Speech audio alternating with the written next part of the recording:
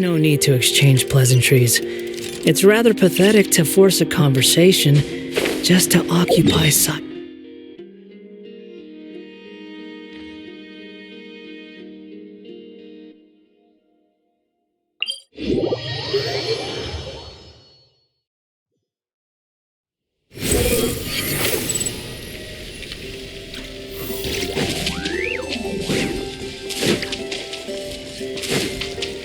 Quit following me.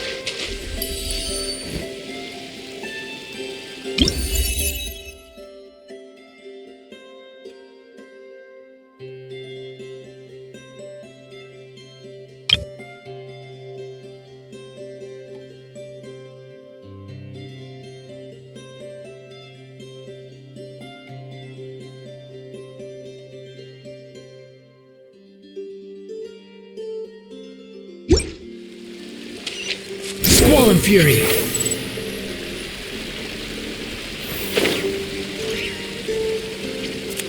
Yeah.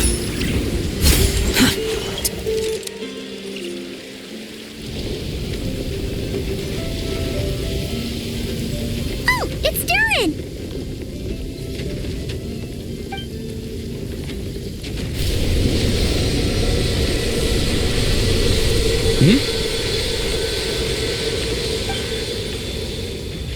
Traveler in Paimon? I'm sorry. I hope I didn't scare you. Oh, no, you didn't scare us. Just gave us a little surprise. Looks like you've gotten even more powerful now. I don't know. It just feels like it's gotten harder to control. I didn't mean to strike so hard. I'm so relieved you didn't get hurt. It's all good. We've had worse.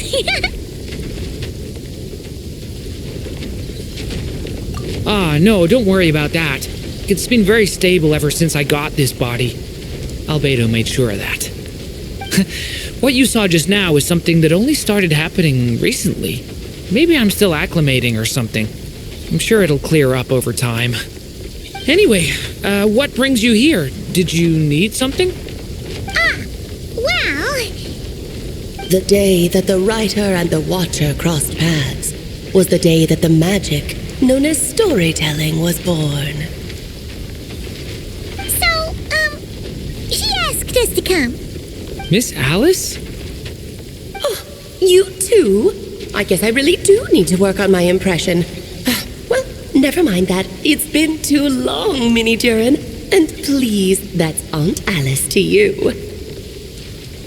I have brought you and the Traveler together here for a very important purpose.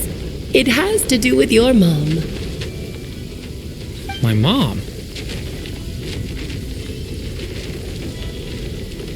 Indeed, fairy tale author extraordinaire, Anya Marie Andersdottir. See, I knew this would be right up your alley. Now then, if you'll open the book, I will begin narrating.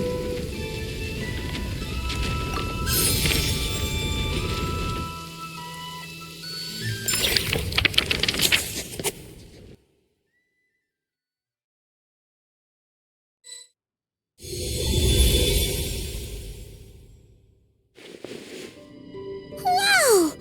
What is this place? It reminds Paimon of Simulanka. The two are indeed similar. Both worlds were built using the same magic, after all.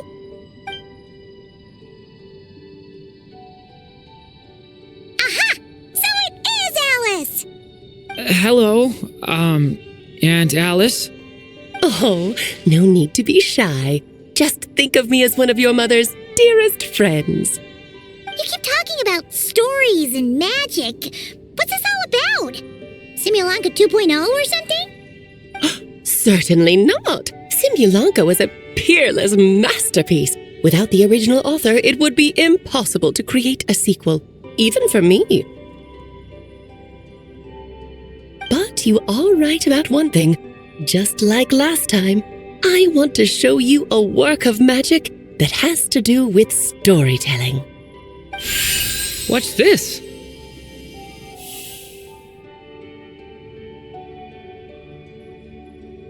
This is your mother's dying wish. My mother's dying wish was a book? Let me answer that with a question. What do you suppose would be a writer's greatest regret? Have you ever read a book called The Little Witch and the Undying Fire? Oh, that's because it was the work of more than one person. It began as a little game at our tea parties. Each of us took turns writing the next part of the story. I wrote the first volume, then the other mages took their turns. Em was tasked with writing the final volume and tying everything up. But by the time everyone had finished writing their parts, Em had passed away. Oh, it was a terrible shame. A true tragedy. And that is the answer to my question. A writer's greatest regret is to leave a story unfinished. But all is not lost. I couldn't stand the doom and gloom of it all, so I went ahead and wrote an ending myself on her behalf. Then what's this book? This is the answer your mother gave to the same question. In her eyes, this was her greatest regret. She made me promise that I would bring it to you because she believed the only person who could resolve this regret is you. So my mother's greatest regret is another unfinished story? You could say that. And I guess resolving the regret means finishing the story? That's one way to put it. Is a straight answer too much to ask for? Her answer was quite the opposite of what I'd expected. But oh, how touching it was. I'd love to tell you what she said, I really would. But that would spoil the plot, and we can't have that. Spoilers ruin everything. Oh. Just think of this task as giving a story a much-needed ending. All I ask is that you do your best. I understand. But I only just started learning human script, and I don't have any writing experience at all. Relax. Why else do you think your dear aunt went and found you two such wonderful helpers? With their experience, you'll have so many story ideas you won't know what to do with them. So don't be shy to ask lots of questions. Yeah. If it's to help Durin fulfill his mother's dying wish, then we're in. Aunt Alice, could I ask, what kind of story was my mother hoping to write? I had a feeling this might come up, but that answer isn't mine to give. You'll have to find it yourself, here inside this book. Don't worry. We'll help you come up with loads of ideas. Yeah, let's find a nice spot where we can settle in and read through this thing. We could even get some snacks, too. Ooh, the actual process might not be quite the walk in the park you're imagining, Paimon. Why's that? Because when Em created this book, she borrowed my magic. In other words, it's not a book you can just pick up and read. It's a magical book. Its chapters are scattered through memories of the past. Gather them all, and the book will show you its secrets. So, where are we supposed to find these memories? Em left a trail of clues for each unfinished chapter. Follow the hints, and you'll find them. Oh, and when it comes to adding to the story yourselves, you'll need to use this.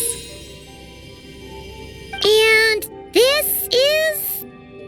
This, my dear little Paimon, is the ink Em left behind. Infused with a little of my own magic, of course. If you're planning on writing something inside the book, you'll need it. It's extremely precious, so be sure to use it sparingly. This is all that's left. So we need to search for the memories and keep an eye on how much ink we're using. It just had to be a wild goose chase, didn't it? Perhaps it's just another form of storytelling. Em was ever so creative when it came to things like that. Just think of it as a little challenge your mom left behind. Who knows? There could even be a mysterious prize at the end of it all. I don't care about that. This was my mother's dying wish. Whatever it takes, I'll find a way. Yep. With the two of us by your side, you'll be just fine. Okie dokie. That should be pretty much all you need to know. Oh, and once the story's complete, do let me have a little look-see, okay? I've read everything she ever wrote, so naturally, I can't miss this one. Yeah. Most of the time, you're pretty hard to pin down. Don't worry, I'll know when you're finished. Just wait for me to reach out. All right, off you go. I can't wait to hear how the story ends.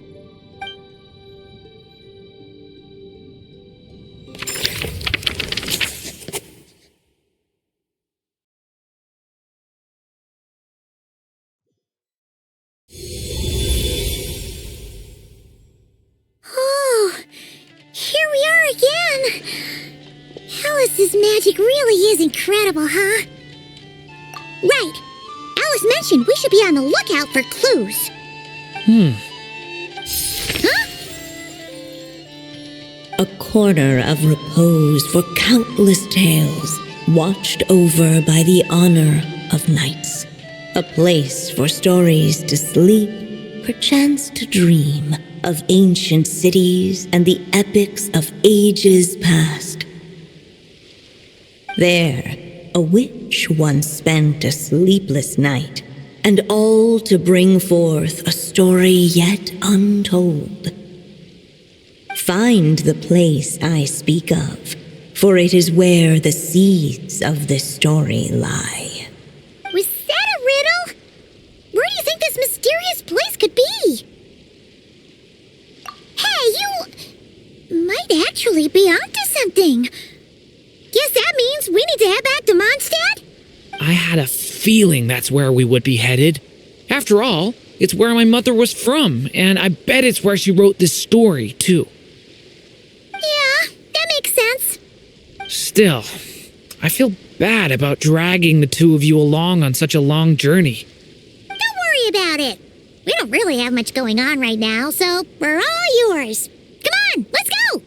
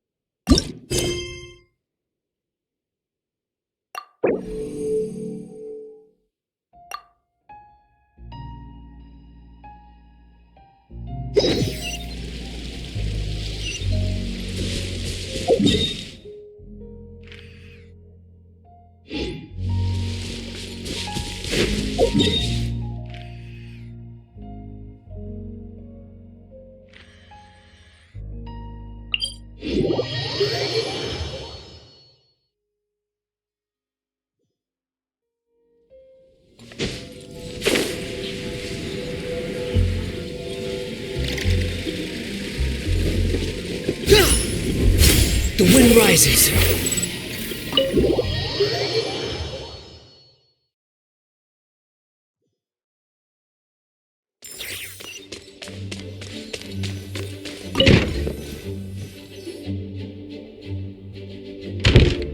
Back in the Mondstadt Library, huh?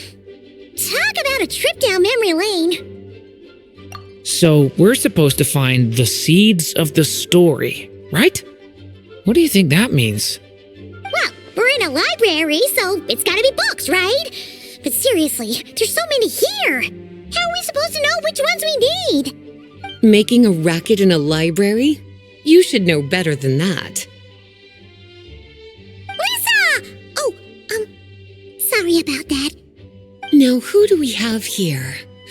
Ah, my golden-haired cutie. And my little horn cutie, too.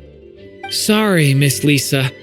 I know you taught me to be quiet in the library, but Paimon was just trying to help. Please don't be too hard on her. Well, it has been far too long since we saw each other, so I suppose I can let it slide just this once. Back when he first arrived here, poor Jean wasn't sure what to do with him, so I stepped in to lend a hand. I figured if I can handle a boy raised by wolves, then teaching one who's part dragon should be a walk in the park. Nice! Sounds like Durin was welcomed with open arms. Why, of course. Now, let's save the reminiscing for another time. I'm sure you're here for a reason. Did you need to borrow some books? It's kind of hard to explain. Maybe you could take a look at this. Oh?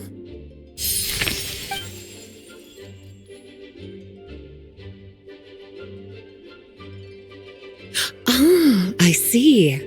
These so-called seeds of the story must be the books that inspired its creation.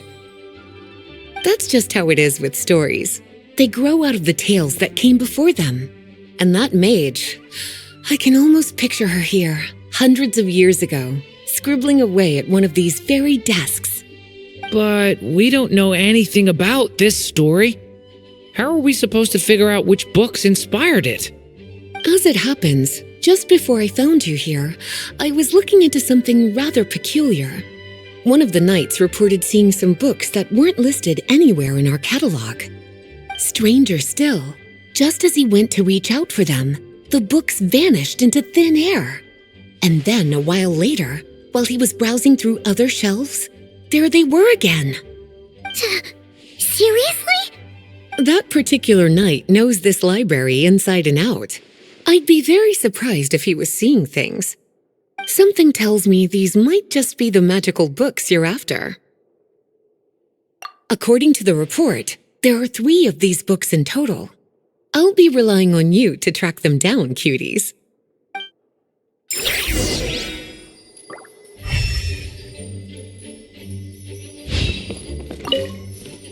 Well, did you manage? Seems like there's still some missing. Why don't you try checking the other shelves? An experiment log? Looks like part of the title's been erased. There's something seriously suspicious about this book.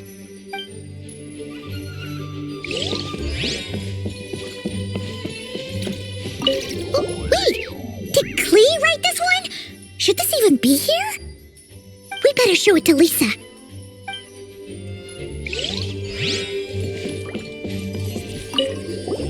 Kinda looks like a poetry collection. But why is part of the title missing? Let's see what Lisa makes of it.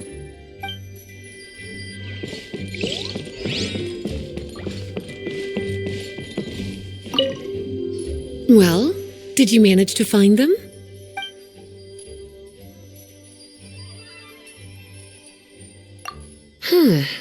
This book definitely doesn't belong here. Yeah, we can tell just from reading the title. Albedo was the one who brought it in. He suggested I place it on the restricted list and keep it sealed away. Why? He said it's full of forbidden alchemical formulas, some of which could even result in the creation of dangerous monsters. Apparently, the danger it posed was so great, he didn't even feel like it was safe to carry around or keep it in his workshop. Really? Definitely sounds like it shouldn't be here then. Still, if that mage read this book too, it must have been written a lot earlier than I'd imagined. Well, did you manage to find them? Yes, this is a restricted book, all right. It certainly isn't supposed to be here. Huh. But it looks like a regular poetry collection. How did it end up being classified as a restricted book? The issue lies with one of the poems inside. You've heard of the great battle that took place on Dragonspine, yes?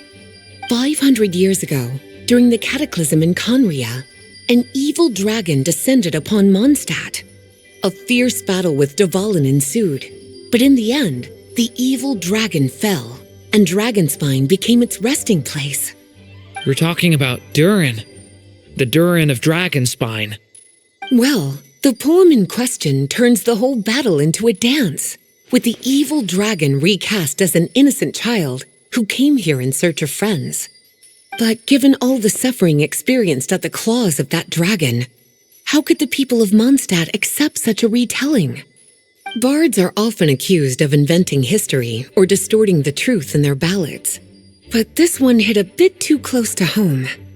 And since the knights back then were unable to track down the author, they decided to ban the entire collection, blot out the title, and seal it away for good. So the version in the poem, it was all a lie? I'm afraid that question is something only the dragon himself could answer. Well, did you manage to find them?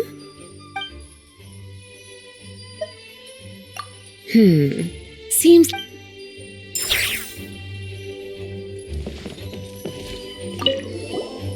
Second strongest spell in existence. Do not show Klee. Wait, there's actually a book like that right here in the Mondstadt library? That title's just gonna make people even more curious. Huh. There's definitely something fishy about this one.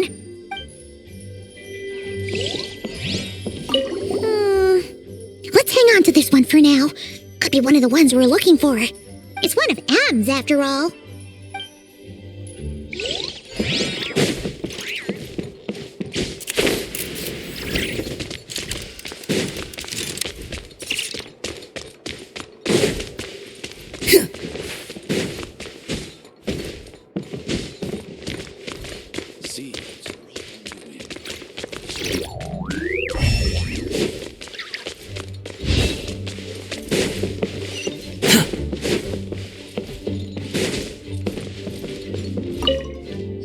Well, did you manage to find...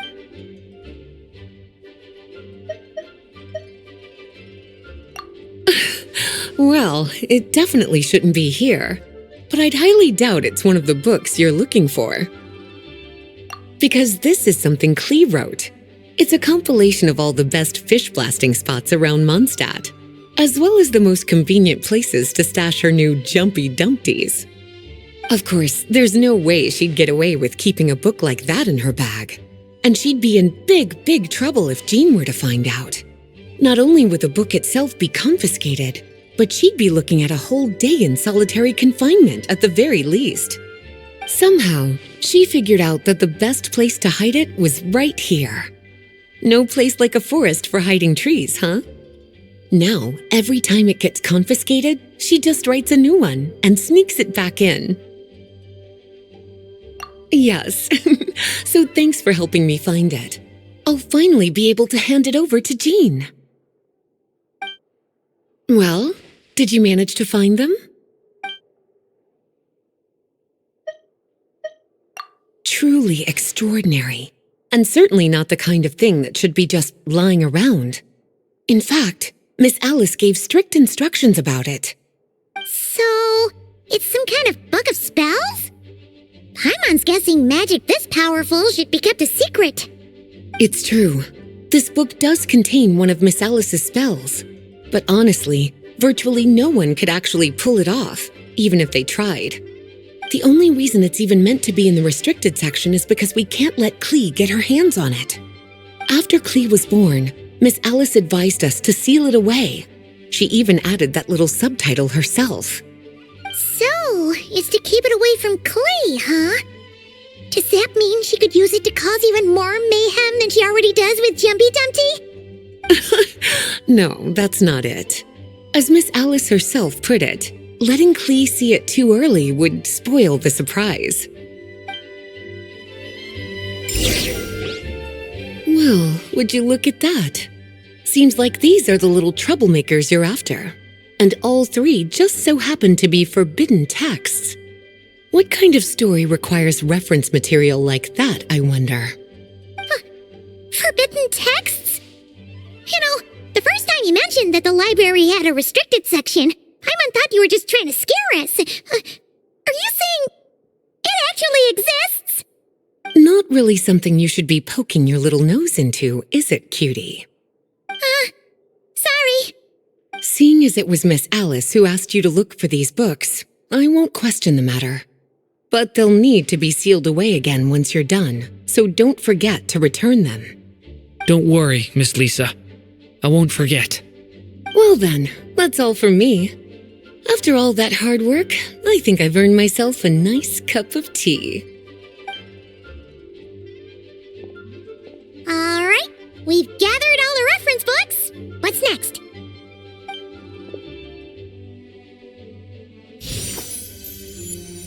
Wait, look!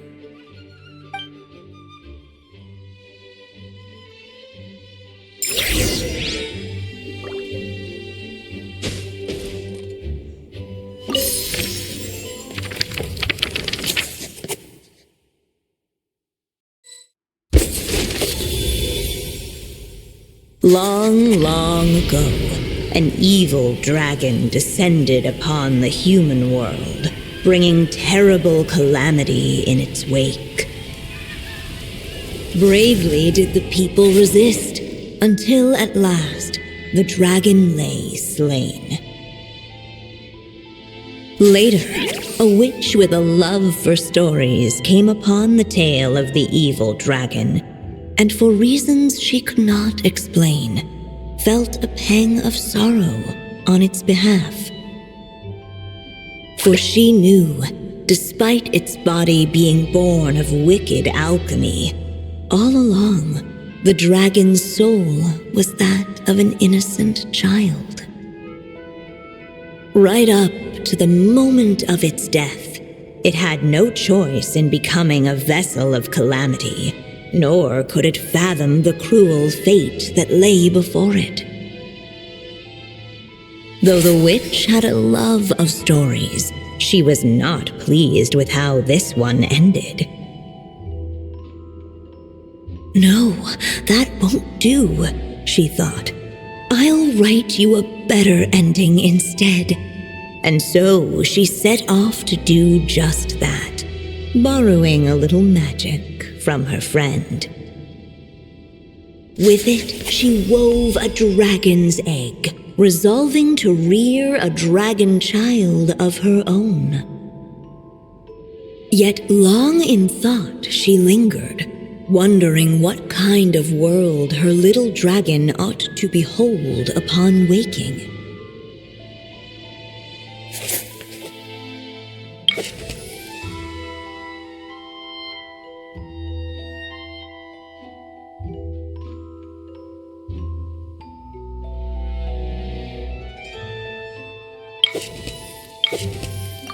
At last, she made her mind up, adorning the cradle with a wisp of woodland air.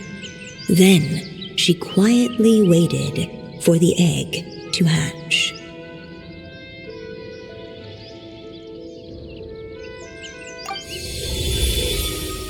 Whoa!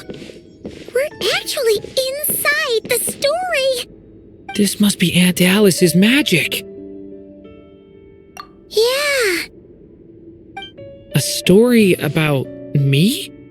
Why don't we just see where the story takes us? All we know is the beginning at this point. Okay. And now a golden-haired traveler, a silvery sprite, and a dragon-born youth step onto the stage. What new chapter will their arrival bring? Whoa! That came out of nowhere! Was that the same voice we heard just now? Yeah. But why does it sound so familiar? I've missed this. It's just like the stories my mother used to tell me. You mean... Em? She used to tell you stories? Yeah, she loved it. Back when she was still alive. Sorry, we should focus on what we're here to do. So, now that we're in the story, what's next? The dragon youth wondered aloud. Yet all he could do was wait for the story to unfold. Of course, there's something to be said for helping it along. Perhaps a little exploration could prove fruitful. Oh! Is that a hint? Yeah, I agree.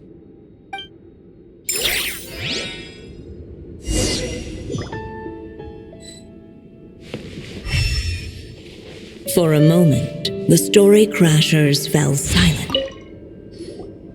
This Dodoko doll is meant to be the witch in the story, right? Wait a second.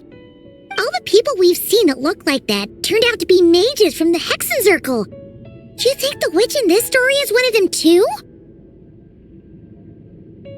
My mother had a hat just like this. Then, the witch must be M. Looks like this story really is about Durin, huh? Whether the sprite spoke true or not, it had little bearing on the story at hand. For in that moment, what mattered most was not that she was a witch, but a mother waiting for her child to hatch. Let's keep looking. Yet those who never stray beyond the main plot often miss the fun little details along the way. Look at all these books. Guessing the witch did a lot of reading while she was waiting for the egg to hatch. It just so happened a dragon egg wasn't the only thing she was incubating here. Where else might a story be born, if not among books? Oh!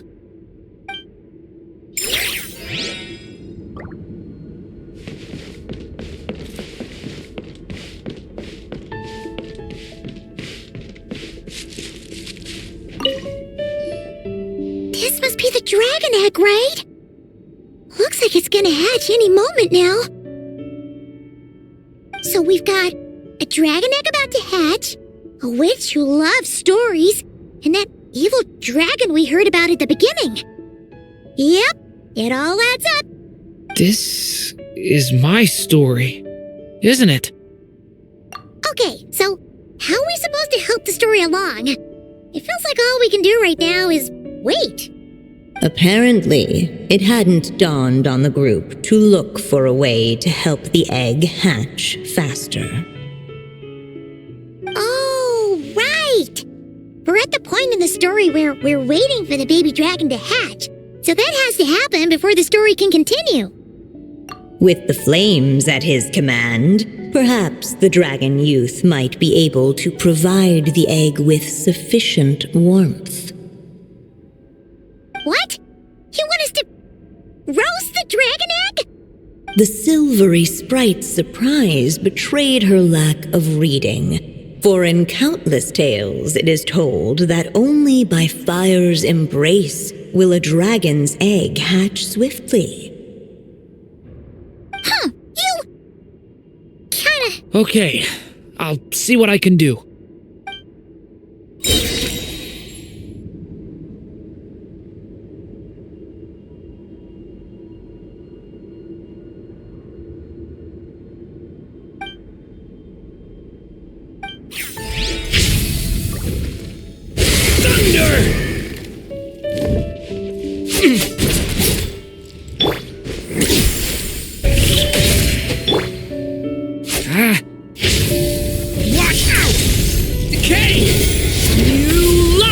Let every unborn life be welcomed with tender anticipation, and may that warmth stay with it for a lifetime.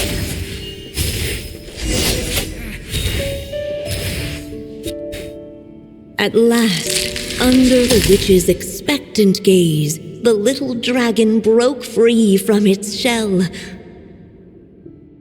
No living being has ever decided the moment of its birth. You were no exception, my child.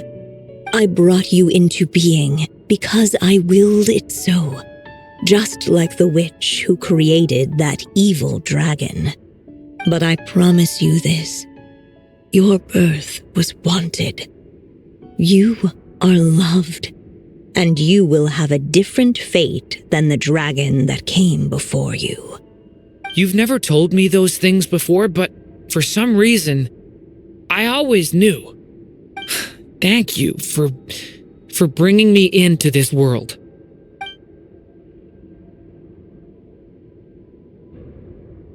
The waiting witch did not feel lonely, for she had 3 visitors by her side. Together, they beheld the hatchling's first breath of life.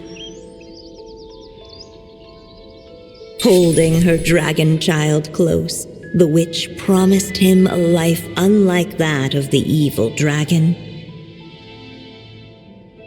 And so, nestled in his mother's warm embrace, did the little dragon's story begin.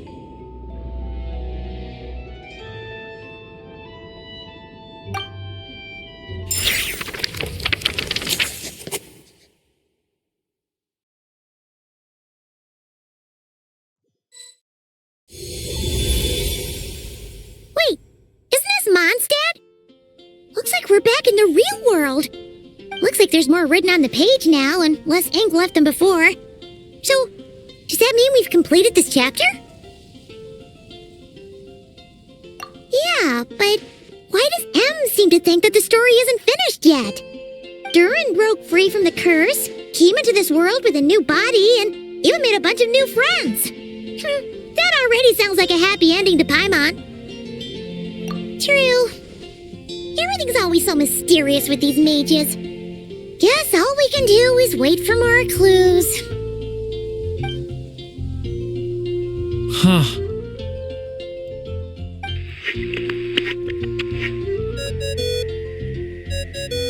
Is this thing on? All right, that should do it. Hey, that's Alice's voice. Hello there, children.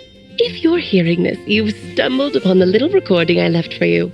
I thought you could use a few hints about how the book works. By now, I'm guessing you've already begun to leave your mark on the story. You should know, however, that the book needs time to absorb the ink, so the next chapter's clues won't show up right away.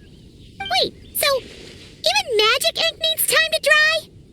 The good news is, you can return to any chapter you've already completed and continue to explore the mystical, magical storybook world you helped create. Have fun, dearies.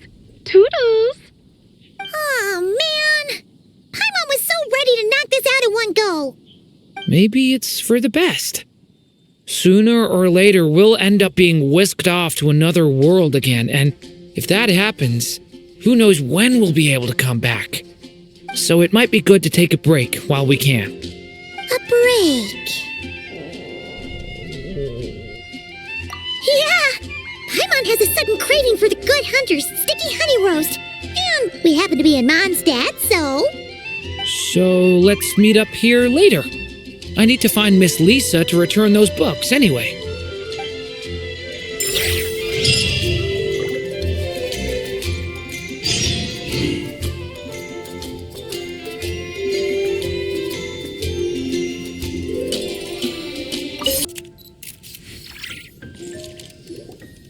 Hey, Durin!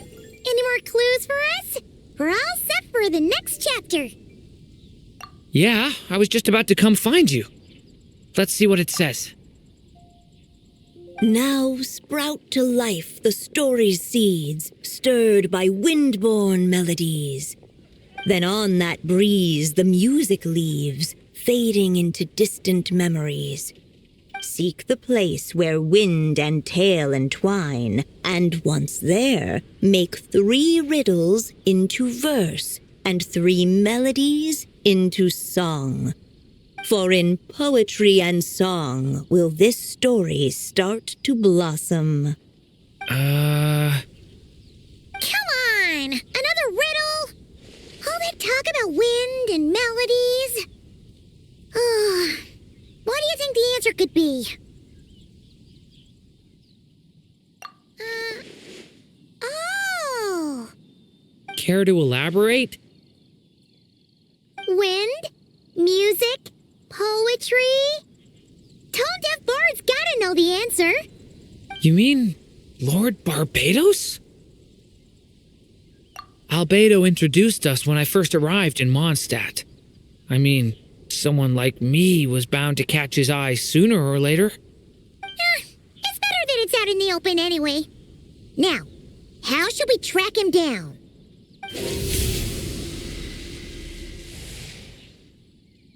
I'm pretty sure he's already caught wind of what's going on here. Why don't we just see where the wind takes us? Right. He definitely makes it easy to forget he's a real god sometimes.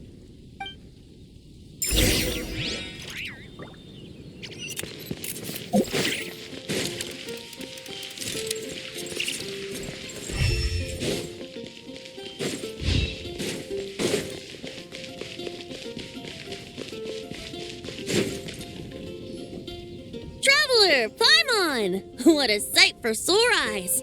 Ah, and the little dragon from the fairy tale world. I heard your voices calling out to me on the wind. Something about needing help with a riddle?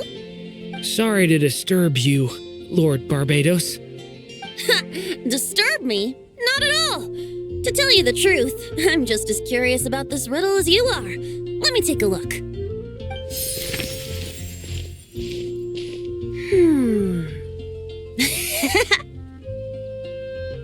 What is it? Did you figure out the answer? 3 riddles and 3 melodies. That sure takes me back. The answer you seek lies hidden in memory. Looks like running to Tone Deaf Bard was the right call after all. Long ago, those mages came to Mondstadt, seeking to test their strength against mine. But I replied, let us make music, not war, and resolve our conflicts through song. So I strummed my lyre and sang them this verse. O wind, welcome now, my guests. Pass through verdant leaves unseen, where shape your formless self may take, and offer up a graceful scene, a fleeting gift for welcome's sake. Leap at the edge of a sea of clouds, where land meets sky and sky meets ground. There frighten off the noisy crowds and bring my guests a calm profound. Fly beneath the stars up high, where mortal noise is swept aside, that my dear guests with starry eyes may share the dreams they hold inside. Now go to where I vowed to keep a quiet spot for them to sleep. No clash, no contest bars the way, just tea and mirth to fill the day. There you have it, the 3 melodies. As for the answers to those 3 riddles, I trust you can guess them by now. The woods, the edge of a cliff, and the sky? Correct! Funnily enough, your mother was also the first to solve it, all that time ago. There must be some kind of special rapport between those who write stories and those who sing them. The woods, a cliff, and the sky. Oh, so that's where it is! I suppose the spot that answer points to is where you're headed next. You should know, after solving my riddle, the mages even accepted my proposal and made that location their official meeting spot. And going by what your book is suggesting, once you found it, you might want to try playing the melody I just shared with you. Guess you can be pretty reliable when it counts, huh, great Animal Archon? Thanks for the help, Lord Barbados. Still got questions for me, huh? Yeah, you must have read countless tales in your time, being a wandering bard and all. In your experience, why might an author consider a story unfinished? Unfinished? Well, I guess if there's something left to accomplish in the story, or, if the last line goes, to be continued. Huh? Well, your helpfulness lasted for like 1 second. In all seriousness, I would think the answer to that question lies in your mother's story itself. It's not my place to pry any further. All right then, we should get going.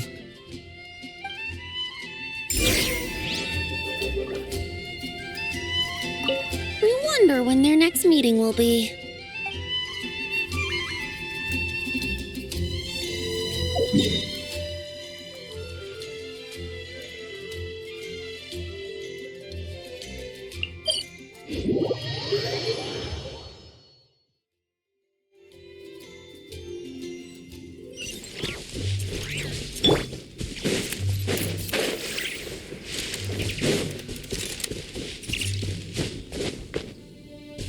Okay,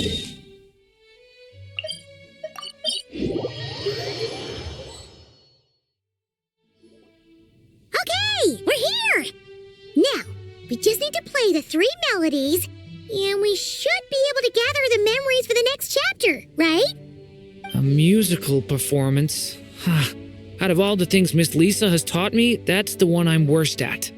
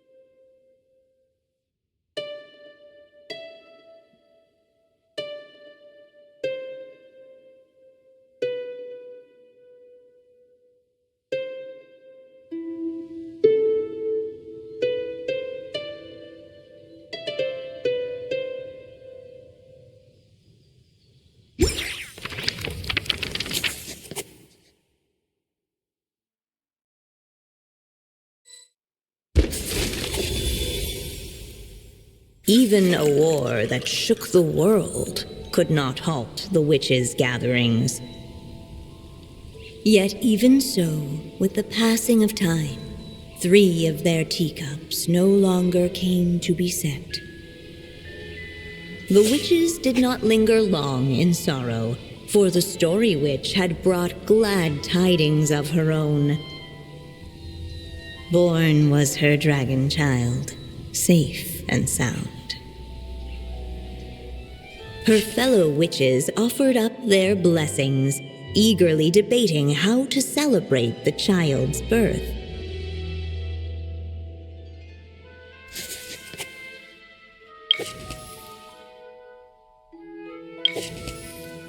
In the end, they settled on the most vibrant balloons they could find. After all, what could be more joyous than the arrival of new life? And so, the witches' gathering turned into a birthday celebration.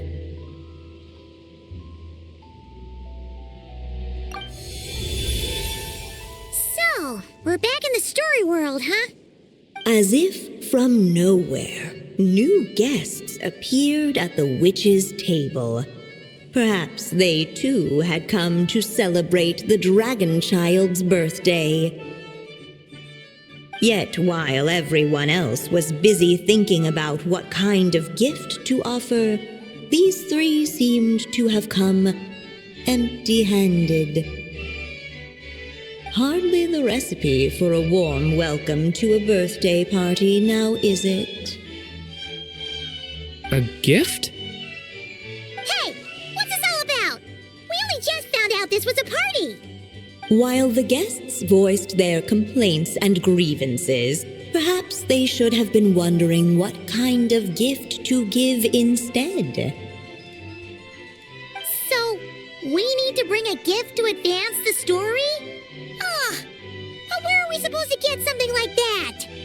Perhaps it would be a good idea to have a look around. Why didn't you just say so?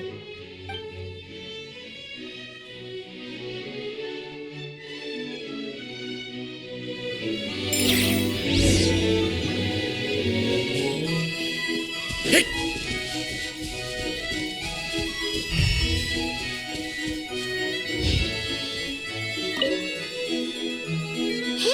is that the other Durin? Hey, Mini Durin! Nope, no reaction. Seriously, did he doze off at his own birthday party? Brought to life by the witch's magic ink, the dragon child played with animated glee each time the tip of her pen danced across the page. Yet she could not spend all her time writing. For the upcoming witches' gathering, she had no choice but to set down her pen. But before doing so, she wrote one last line. So did the child drift off into blissful slumber. Well, that's a bit convenient. Strange. I don't remember ever being at any of the mages' gatherings. When exactly was this birthday party supposed to have happened?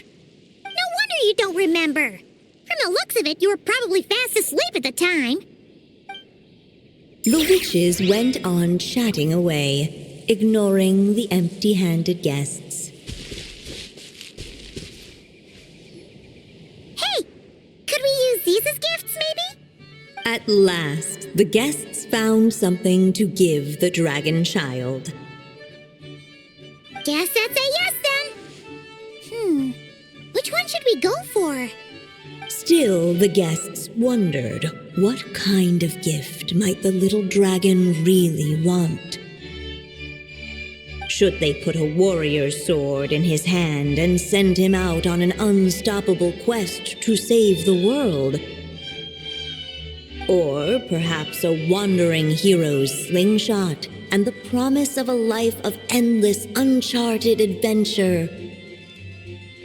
Or maybe even a scholar's tome and the chance to take on all the world's unsolved mysteries. Okay. Wow. That's a lot of pressure all of a sudden. Oh yeah. Technically, we're actually picking a gift for you. So, which one would you prefer? You want me to choose? Wow, this feels kinda special. How come? For as long as I can remember, I've spent most of my time living in the stories my mother created. I always thought my mother had everything written out for me already, just like the toy figures in Constellation Metropole. What I wanted to do with my own future. That's something I've never really thought about. What did I want back then? This is the first time I've ever asked myself that question. Sounds like this is the perfect opportunity to answer it then. It's been a while since you left Simulanka, and after everything that's happened, it might be about time to start thinking about your future. Then let me give it some thought.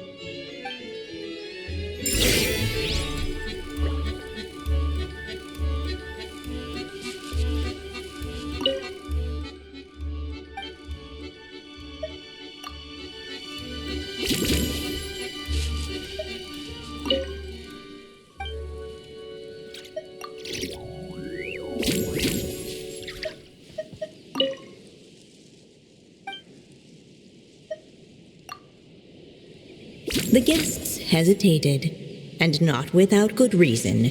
Given how much this gift would mean to the little dragon, a bit of careful thought could go a long way.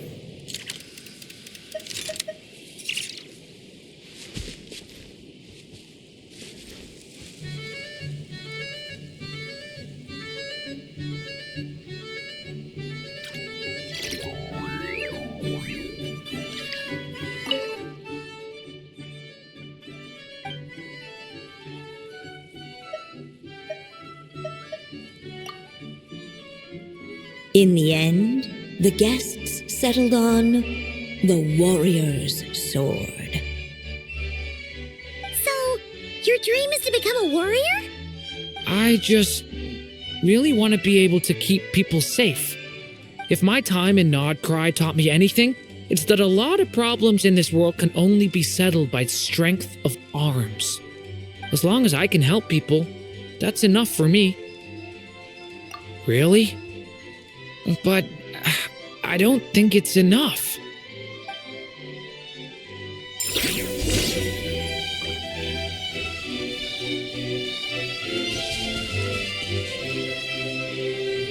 Alright, they should let us in now that we've got a gift, right? Hello there. Brought a gift this time? The newly arrived guest presented his gift, wishing the little dragon a future as an indomitable warrior. Accepting the guest's blessing, the Story Witch invited him and his friends to take their place around the table.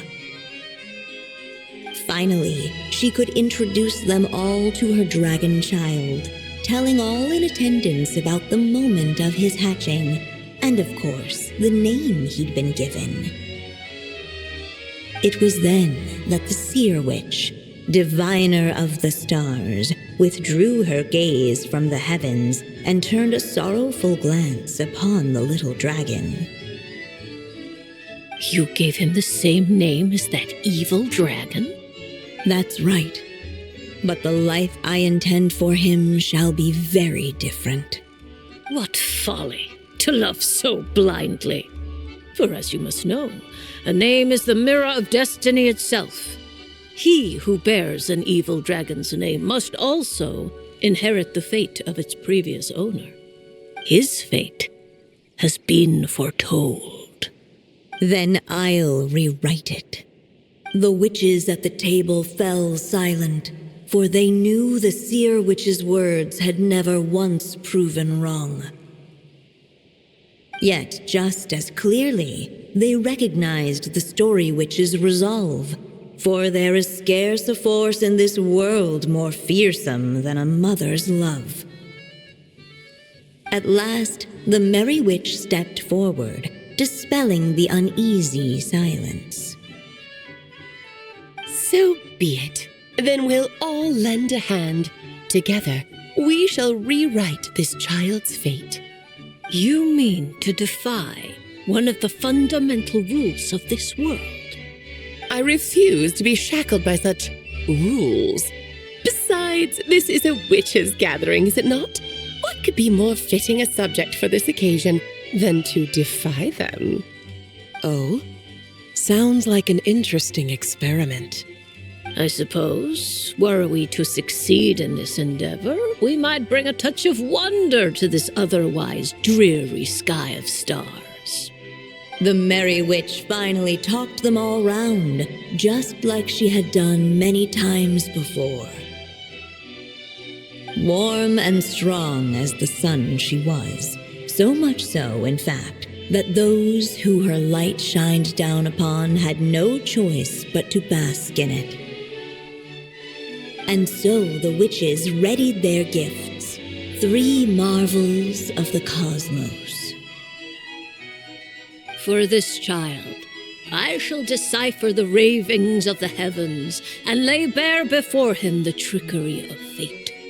For this child, I shall leave a formula powerful enough to unravel the very origins of this world, that he may seek another solution for the conundrum of his life. For this child, I shall call upon wondrous magic to make possible his impossible wish. All the Story Witch had was the pen in her hand, yet with the love that flowed from it, she resolved to bring forth a marvel of her own. For this child, I shall leave behind the last story I will ever write, and with it, a path to an ending yet untold. With the witch's blessings given and received, the little dragon's fate at last began to turn. In the midst of the dragon child's birthday celebration, the Seer Witch proclaimed her prophecy. The child had been given the evil dragon's name, and with it, the burden of its fate. But hearing this, the story witch vowed to rewrite it all, for such was her love and resolve. And so the other witches offered their gifts in turn, marvels as rare as any in the cosmos. Together, they sought to test one of the fundamental laws of this world, in part to support a mother's love, and in part to sate their own curiosity. Oh, and I almost forgot. Our new guests came bearing blessings of their own. Who knows? Perhaps this extra bit of courage might be all the little dragon needs to change his fate.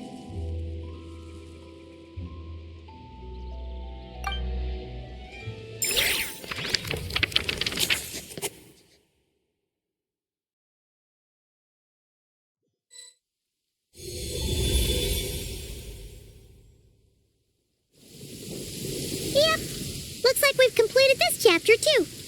Those witches in the story were the mages at the Hexen Circle, right? They sure seem to care a lot about you, Durin. But, Paimon kinda had trouble following their conversation.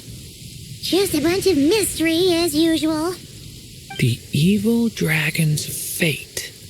Oh, is that what you're worried about? But didn't we already take care of that?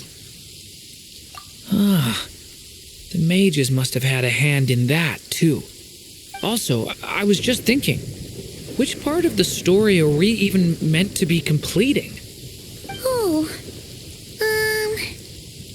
it feels less like we're filling in the gaps and more like we're adding something new altogether. But we use the ink, right? And the book hasn't given us any more clues, so that must mean our task is complete. At least for now. Yeah, I guess we're doing something right. Maybe I'm overthinking things. It's just, this is my mother's final wish, so I don't want to mess it up. Anyway, thanks for all your help. I'll let you know as soon as the book reveals a hint about the next chapter. Okay then. See you in the next chapter.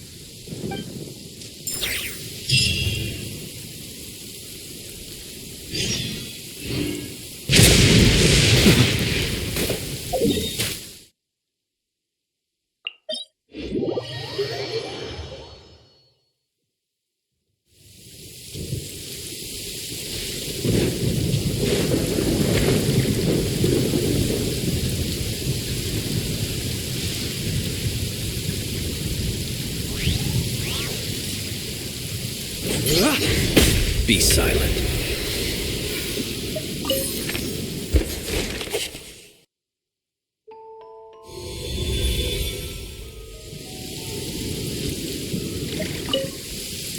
I think I'm gonna stick around, take my time reading through this book. If you feel like jumping back into the story, just come find me.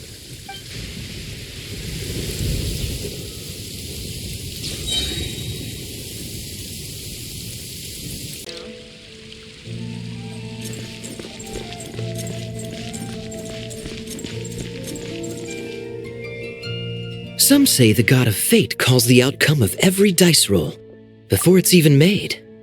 And that's why the secret to winning a lot of games is having that god on your side.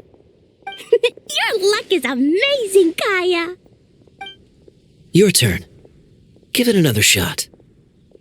Fear not, O Crimson Dragonborn, for I, the Princess of Ertelang, have bestowed upon you the benediction of the midnight hour, and with it you shall surely smite this usurper.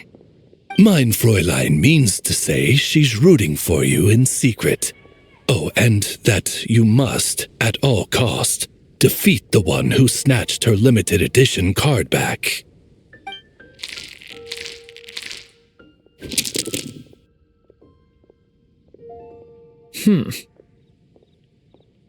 I'm not too sure if that counts as good luck or bad. 'Tis not but the perfidious machinations of fate. Hey, everyone! Mr. Honorary Knight and Paimon! You're back! It's good to see you, Honorary Knight. Mein Fräulein is quite invested in the outcome of this match, so please allow me to extend greetings on her behalf. Of course! But if you're out playing cards, how come you're not over at the Cat's Tail? There's something about our horned friend over there that seems to frighten off little animals. Could be because he used to be a dragon. Normally, the animals just steer clear of him, but in the close confines of the Cat's Tail, let's just say, the feline residents probably consider it their turf. And we all know how dangerous a cornered cat can be.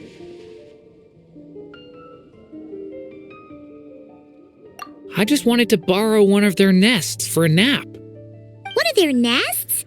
Wait, you mean a cat sofa? Yeah, it's more comfortable for me. I can stretch out just the way I like. But it turns out the Black Cat and his minions are quite territorial. Luckily, Miss Iona helped smooth things over, and they finally agreed to let me use one. But, I only get to use it after dark. Oh, Diona stepped in! You know, underneath it all, she really does like helping people. The more likely reason is because Durin won't touch a drop of alcohol. As far as Diona's concerned, that pretty much makes them two peas in a pod. It's a shame, really, considering everything Mondstadt has to offer in that regard. Mondstadt's alcoholic drinks are a bit too much for me to handle right now. But maybe someday. There's no need to force it. Who says you have to drink just because you're in Mondstadt? Yeah, it's just, I'd really like to make some more friends, so I need to learn how humans socialize. I guess alcohol is usually involved, though. But that's why I started learning how to play Genius Invocation TCG. It's also a kind of social activity, but it doesn't involve drinking. And I've been lucky enough to receive the guidance of the Prinzessin de Verurteilung herself. Exactly! Who needs alcohol when you can make friends playing card games? Speaking of which, need any tips from the master over here? You'll wipe the floor with that opponent of yours. Paimon guarantees it.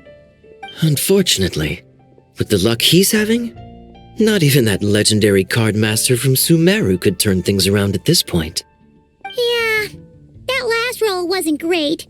But who knows? Maybe you'll have better luck next time? He keeps getting the exact same roll over and over. This is the third time already. If there really is a god of fate, they could have cut this kid a bit of slack.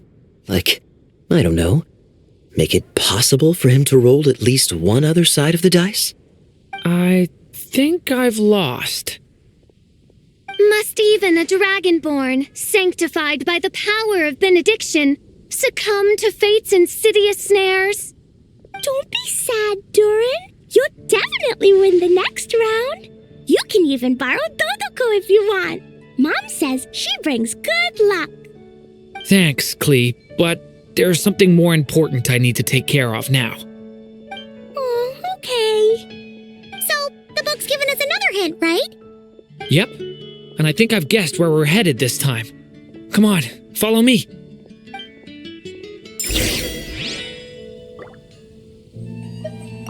Not every day you're back in Mondstadt, huh? Care to grab a drink if you're free? Gosh. Mr. Honorary Knight and Durin, are you heading off in a big adventure? But Master Jean said I can't leave the city today. Promise me you'll tell me all about it when you get back, okay?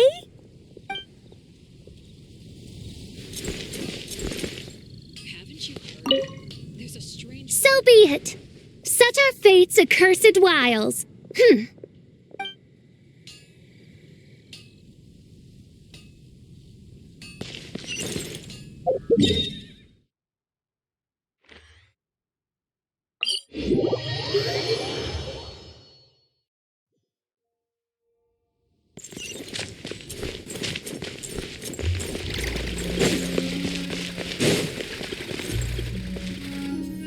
In what sort of castle might a storybook dragon dwell? The witch turned to a mighty dragon borne upon the wind to seek her answer. From afar, she beheld a solitary castle, standing lonely beneath its wings, and wrote it into words. Its walls kept out the wind and rain, yet also cast a solemn shadow. Enveloped by their shade, the story's boughs were lulled into a torpid slumber and reached no further skyward. So that's the clue. I think we're meant to find a place where dragons live, and this time, in the real world. I asked around, and it just so happens that there's a place like that in Mondstadt. Yep, that checks out. I've heard that the dragon here is called Dvalin, and that he's a magnificent creature. I hope I get the chance to meet him. Wait a second. Do you think having the two of them meet is the best idea? You know, considering everything that happened in the past? How would we even explain everything to him? Well, if we do run into Dvalin, it should turn out okay with us there at least. Is something wrong? Nope. Let's go!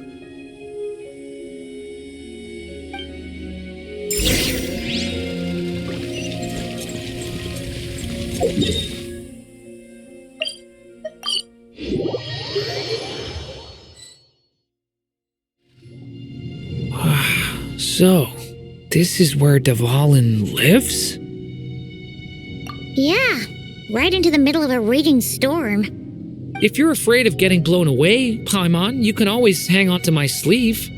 This isn't Paimon's first rodeo. Come on, let's get going.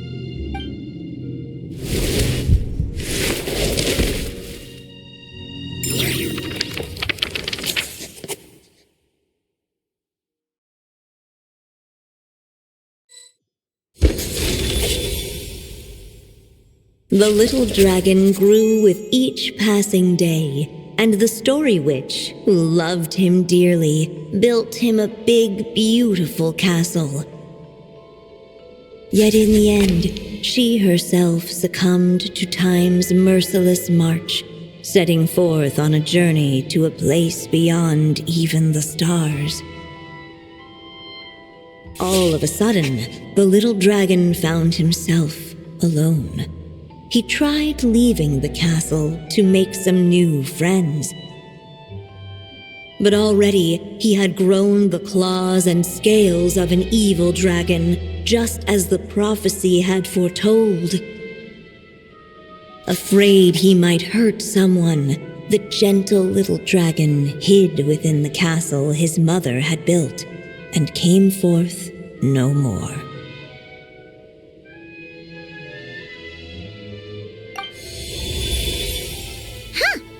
We're back in the story world. And from the sounds of it, this chapter must be about Simulanka, right?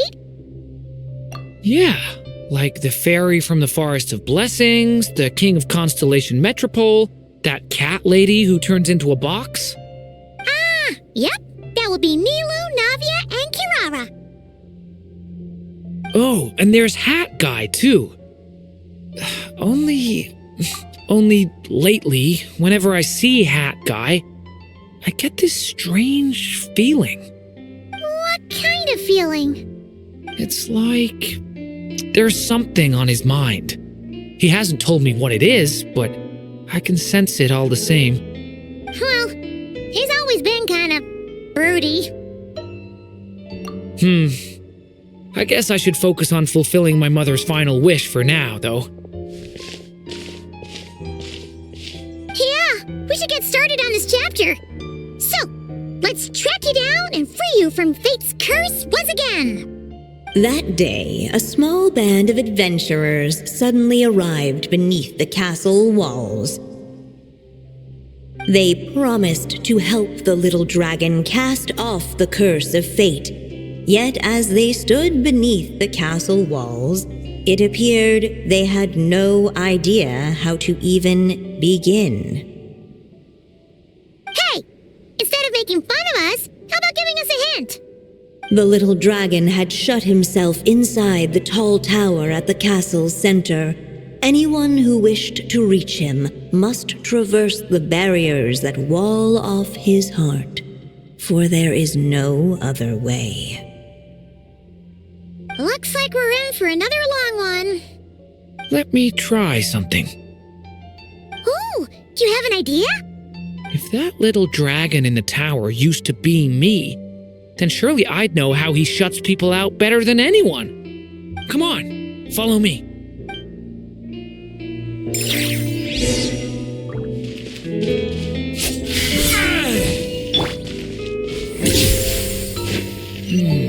That telescope.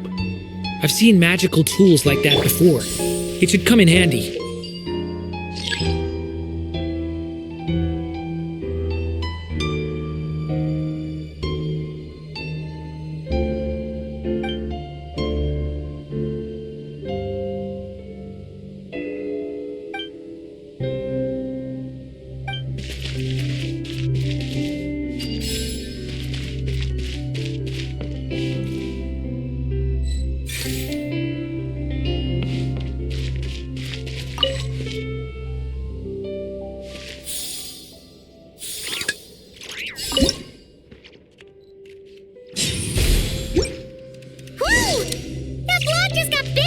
We can get past the obstacles ahead by using these blocks to jump upwards.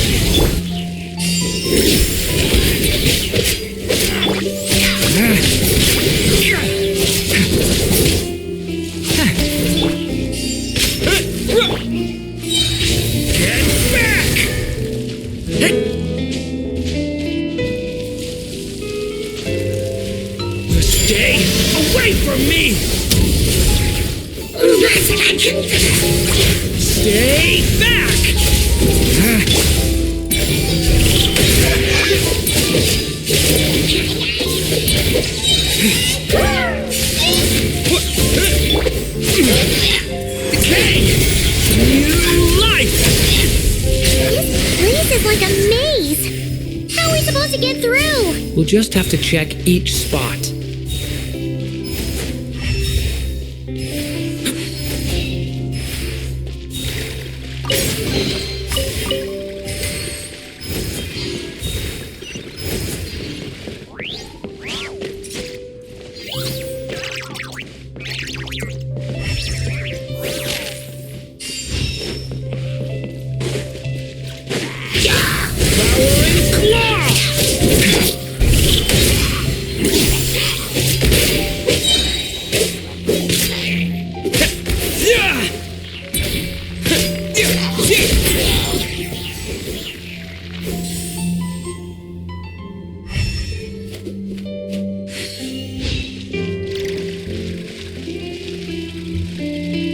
Be able to use this block somewhere.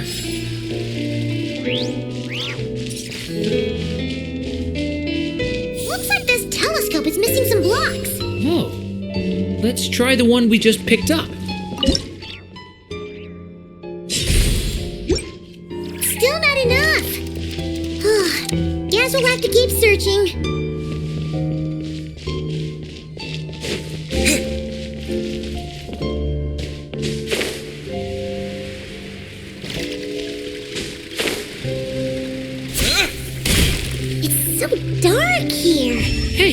There's a fire over there. Let's go check it out. Wait, is that? A little pixie that can fly. Are you here to help the dragon break his curse too? Ah, what's this? More brave adventurers bold enough to set foot in this castle? Come, join the ranks of your liege's guard. Nilu and Navia! Nilu? No. I'm a flying squirrel fairy. And I'm a giraffe king, not this Navia you speak of.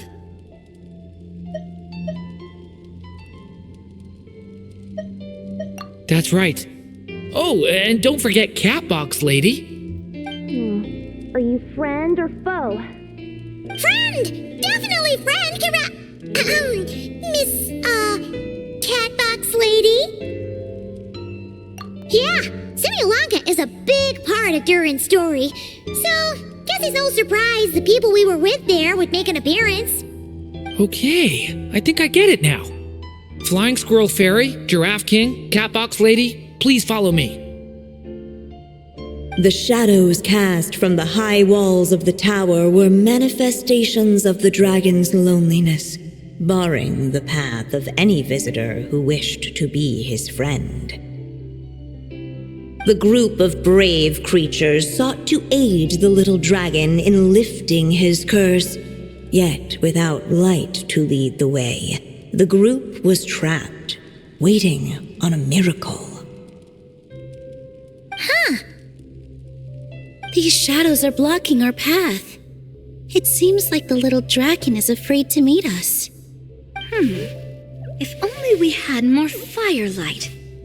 But you three don't seem to fear these shadows. Why? Because I carry more than enough firelight for all of us. Besides, even though we're here to complete the story, who says it can't look a little different this time? Before I met you all, I was so sure I'd never make a single friend. I pushed away anyone who tried to get close, until some kind of miracle brought you to me. This time, allow me to return the favor. I'm not sure I followed all that, but you want to help the little dragon break his curse too, right? Yes, so please, come with me.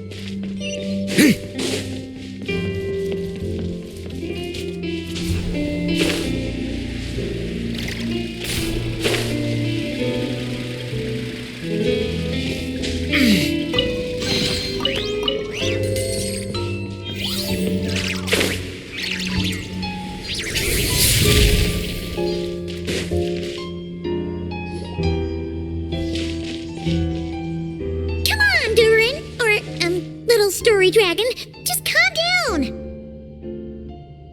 Stay back. I don't want to hurt you. Loneliness and fear had built a cage around his heart, shutting out all who would look upon him. And thus, all the adventurers could see was his shadow. Don't worry, we can help you. Don't come any closer. And that was the last the little dragon spoke. Oh, how are we supposed to persuade him if he won't even talk to us? If you can still hear me, please listen to what I have to say.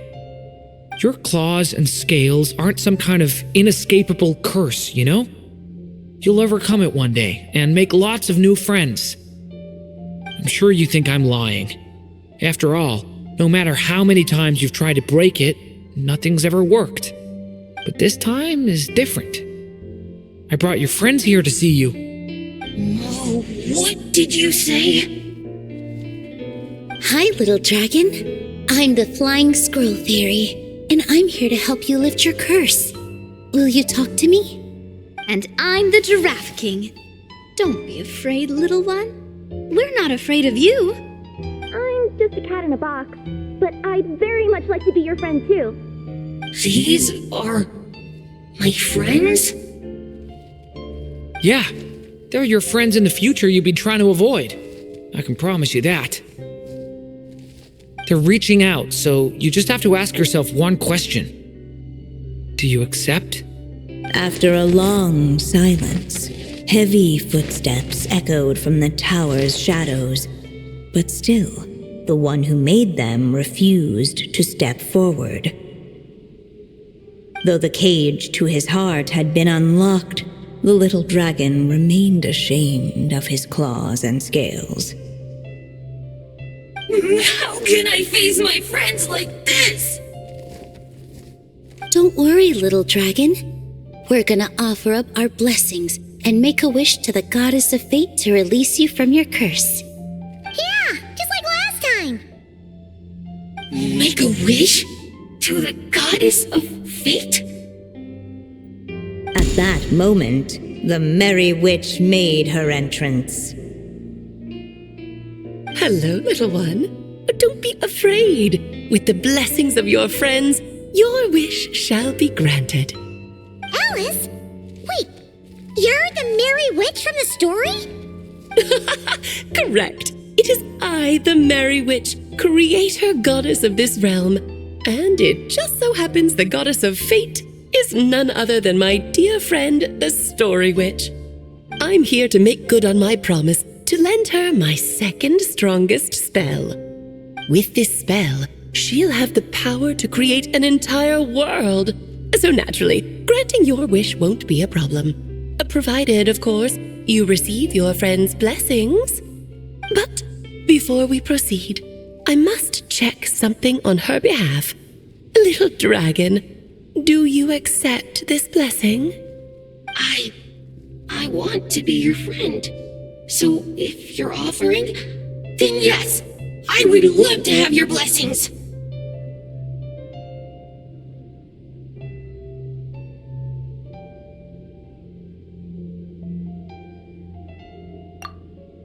Were it not for the adventurer's blessings, this tale might have ended long ago.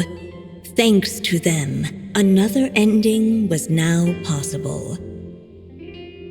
Yet in that moment, they did not know if this blessing was truly a gift or just another trial in disguise. What? You didn't say a word when we actually needed a clue, but now at a critical moment like this, you turn up and start playing mind games? Another trial? Huh, that actually sounds about right. Be it the fictional problems of Simulanka or unavoidable conflicts in the real world, if you think about it, that's what they've been all along. But if it wasn't for those trials, I never would have met any of you. So, despite all that, I'd still like to give my blessings. That's the spirit! Come on, Durin! Let's help you make your wish come true again! On behalf of both my past and present selves, thank you, my friends. Fortunately, a brave band of adventurers heard tell of the little dragon's story. Determined to lift his curse, they fought their way through countless trials. To help him, they offered up their blessings and made a wish to the goddess of fate. At last, their wish was granted. Shaking off his scales, the little dragon stepped out of the tower's gloom. But his time in the world beyond the castle would soon teach him this gift would bring blessings and trials of its own. And as far as the little dragon was concerned, the tricks of fate had just begun.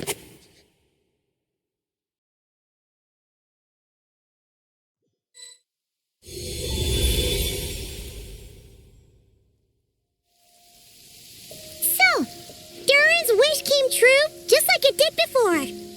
If this story was written by my mother, then surely that was the last chapter we just completed. Oh yeah! So, in other words, we finished it! Looks like that's a wrap on Alice's task, and there's even some ink to spare. Guess we'll have to wait for her to make contact, like she said. So, my mother's final story has finally come to a close. Sounds like you're a little sad to see it end. Back when I was still living in Simulanka, I was always under the illusion that my mother had never truly left.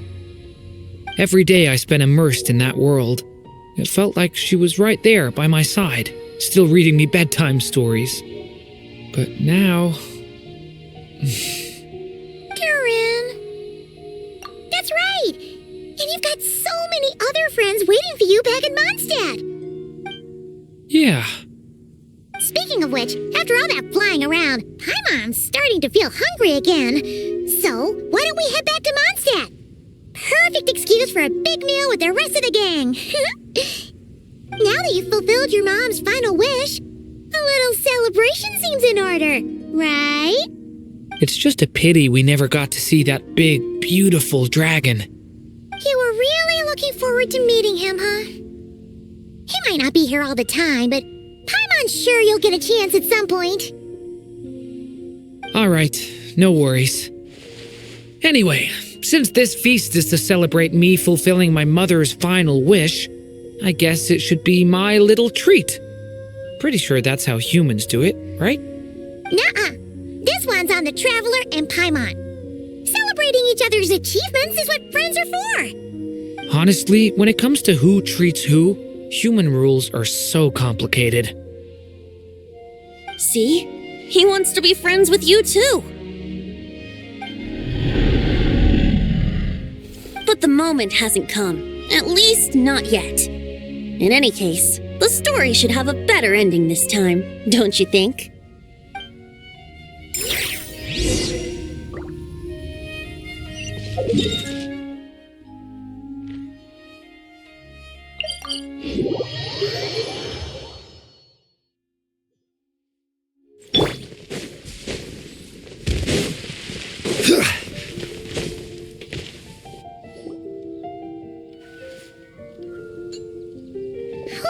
Feels like we were gone for ages. Hopefully, everyone's still here. So, your adventure was a success, huh? Want to grab a drink to celebrate? Absolutely not. No booze allowed. Mr. Honorary Knight, Durin, I want to hear all about your big adventure.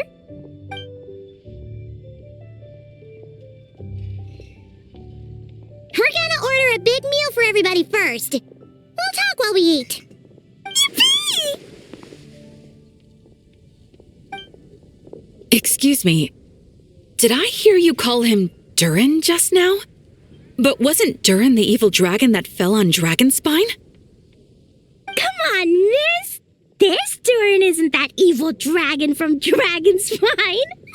Albedo said... well, it was kind of confusing. But anyway, it's super cool. Oh, is this your first time meeting him, Marjorie? No wonder you're getting him confused. Still, even if you hadn't met him yet, shouldn't you have heard about him at the very least? At this point, pretty much the whole city has.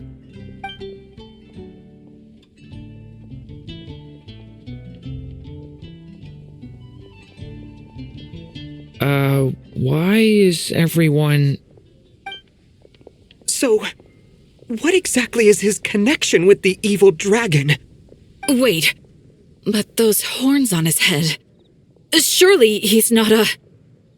Did everyone just forget about Durin? No, that can't be.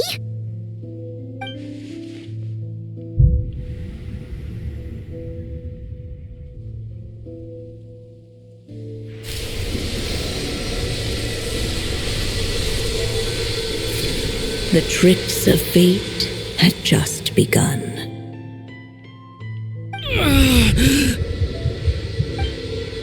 Watch out!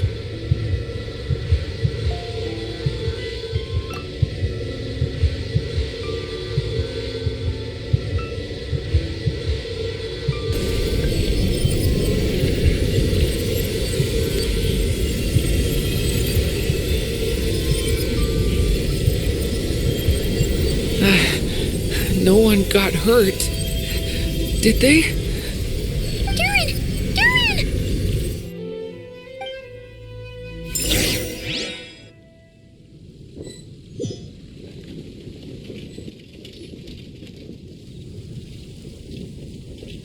I just had Barbara check him over. He's not badly hurt, but he seems to have burned through a lot of energy fending off some kind of dangerous power. He'll need some time to rest before he wakes up. So, can someone explain what's going on here?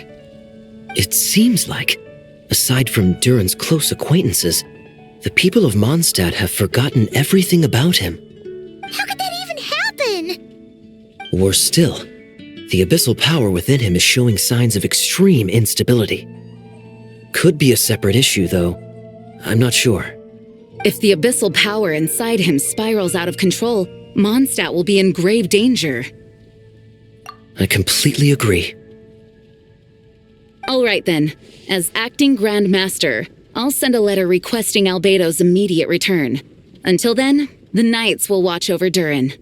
That's pretty much all we can do right now.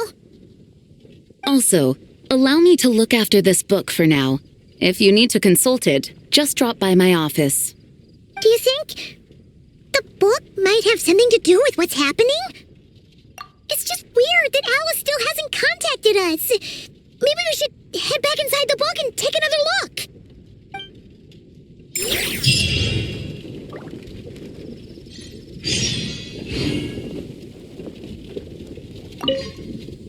No need to worry. He's stable for now. Klee was really looking forward to hanging out with Durin. We'd better not tell her what's happened to him just yet.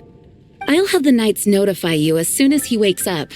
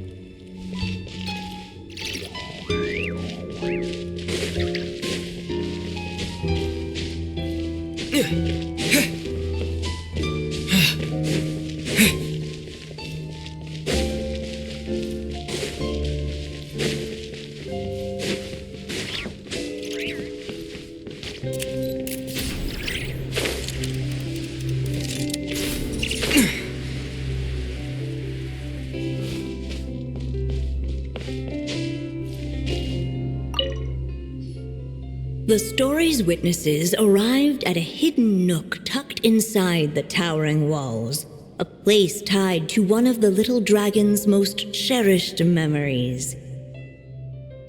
Within those memories lived the friends he made in the castle. Hey! You're all still here!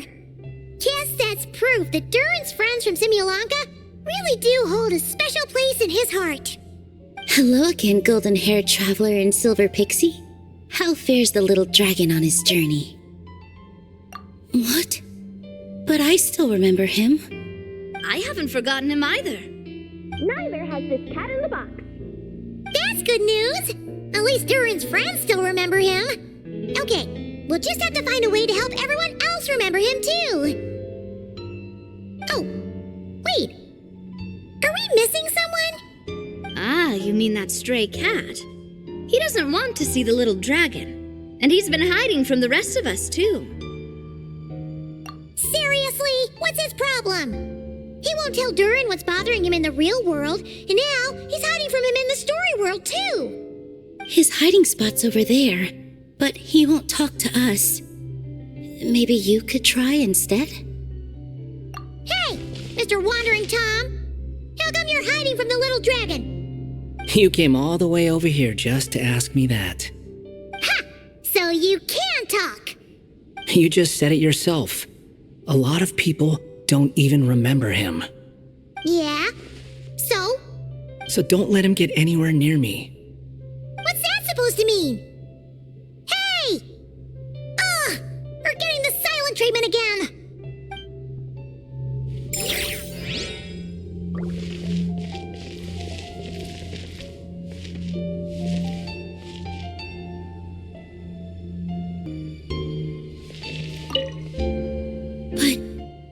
How could everyone just forget him like that?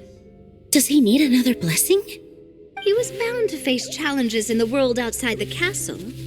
It would have been a pretty boring journey otherwise. If you ask me, the less eventful a journey, the better.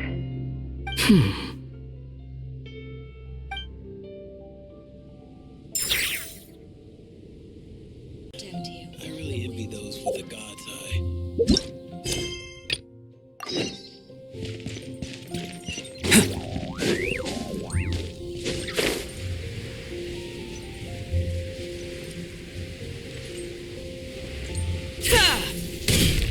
The wind rises.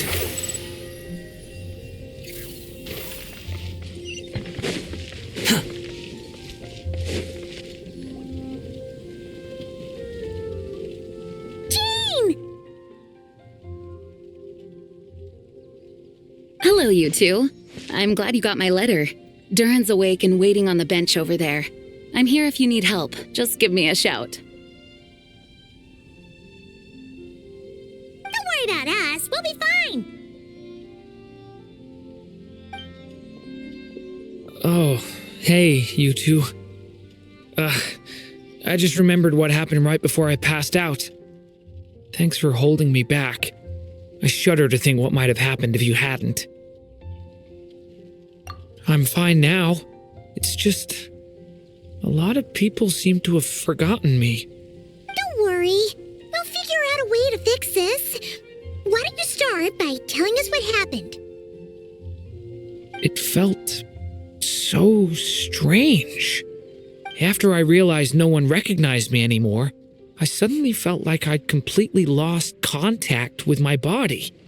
Abyssal power lies sealed within this body I inhabit. So when I lost my connection to it, I lost control of that power too. It wasn't until I heard everyone calling my name that I was able to reconnect with my body. You lost contact with your body? Does that mean there's something wrong with it? Sounds like we need Albedo more than ever. I don't think the problem lies in Albedo's alchemy. Huh. But then, why are people forgetting you? Guess that's what we need to figure out. That means we need Alice for sure. But it's been ages and she still hasn't been in contact. Now would be a really good time for a hint. How could the story's budding branches even hope to reach beyond the towering walls?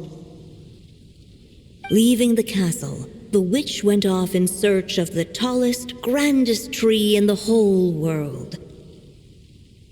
High up in the canopy of that tree, she sought a resting place, a refuge where the little sapling might take root. Go to that place, for it was there that the sapling felt its first breath of wind. Huh? Was that another clue?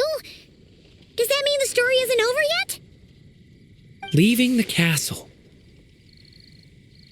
It just occurred to me. If this story is all about my own experiences, then wouldn't what happened after I left Simulanka be part of it too? But how could she possibly know exactly what would happen? if she did. How could we know when the story was complete? Yeah. Since we can't reach Alice right now, we'll just have to get to the bottom of this ourselves.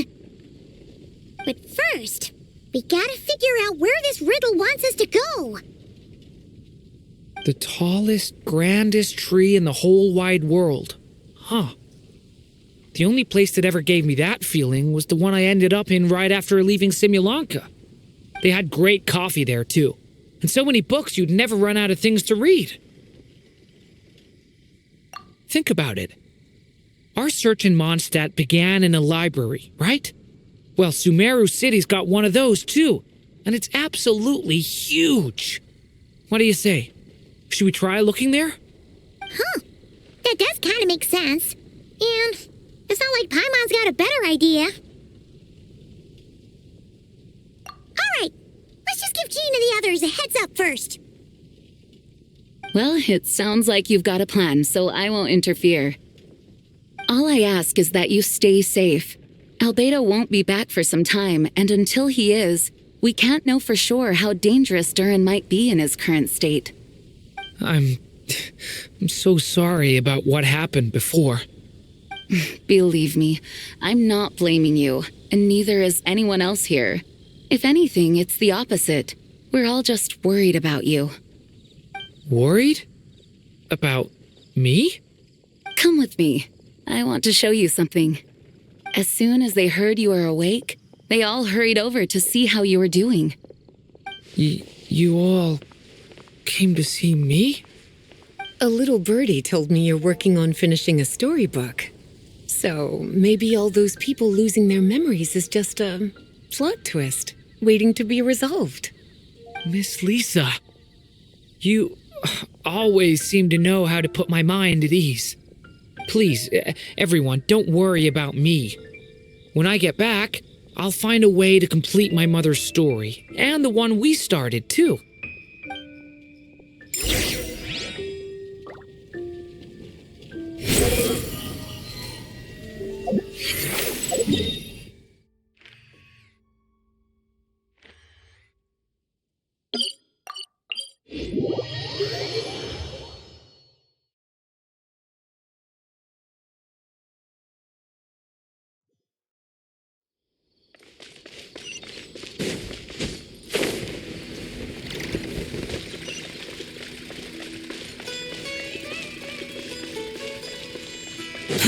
Too slow.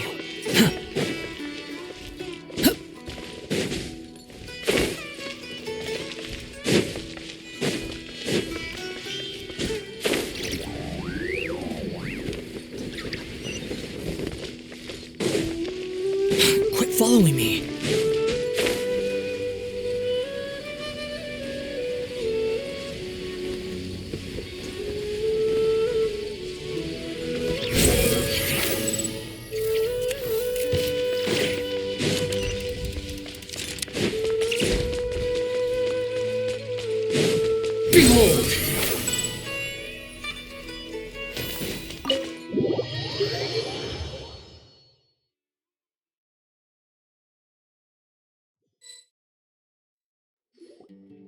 Whew. After the library hunt in Mondstadt, it's not as if Paimon was expecting this to be easy. But this... yeah... this is something else. Where do we even begin? Even the clue this time seemed kind of cryptic. Yeah. Guess the best we can do is stay on the lookout for more weird things going on.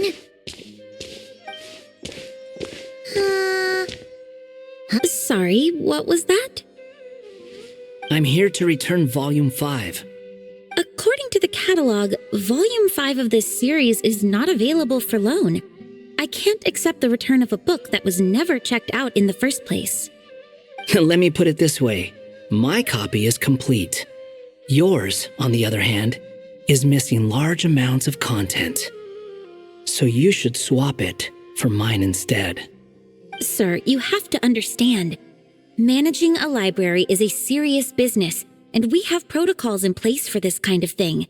I can't just replace an important volume in our collection based on nothing more than your word.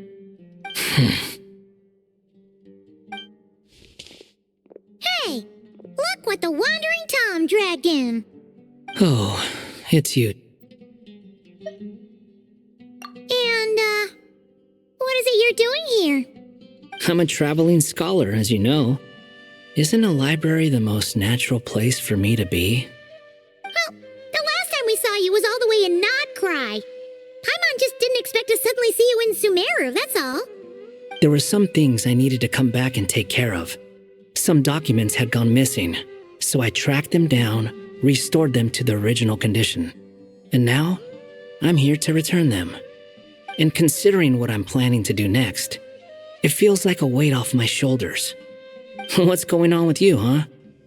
You look like a kicked puppy. Hat guy. At least you haven't forgotten about me. What's that supposed to mean?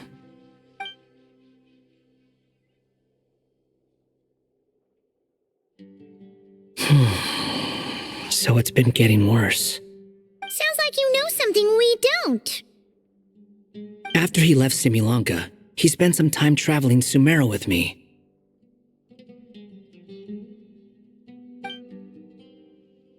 I was working on several texts at the time, and I stumbled upon something strange. Anytime Durin of Similanka was mentioned, before long, the record would disappear. Which means all the remaining records on Durin are about the evil dragon that fell on Dragonspine. How did you even discover that? If I remember correctly, Hat Guy loved the time he spent in Similanka so much that he started writing a travel log. That's besides the point. The fact is, you're not affected by the ley lines of this world. I'm sure you can grasp the implications of what that means. His case is different from mine. It's more like the world itself refuses to accept his existence. It started with a few written records, but now it sounds like it's spread to people who never met him or didn't know him well. At this rate, the whole world might forget him altogether. The whole world? But that includes all my friends in Mondstadt, and even Hat Guy, too. So that's what you've been worried about all this time? Why didn't you just tell me? There are more important questions right now, like figuring out how to fix this.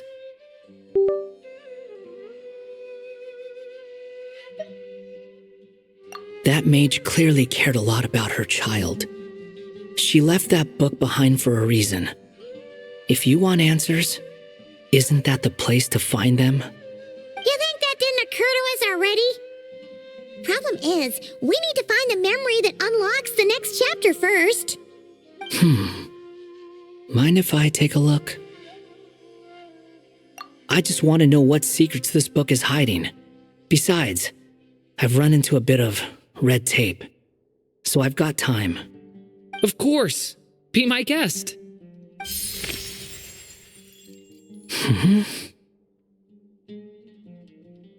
So, the memory we've been looking for was about you all along?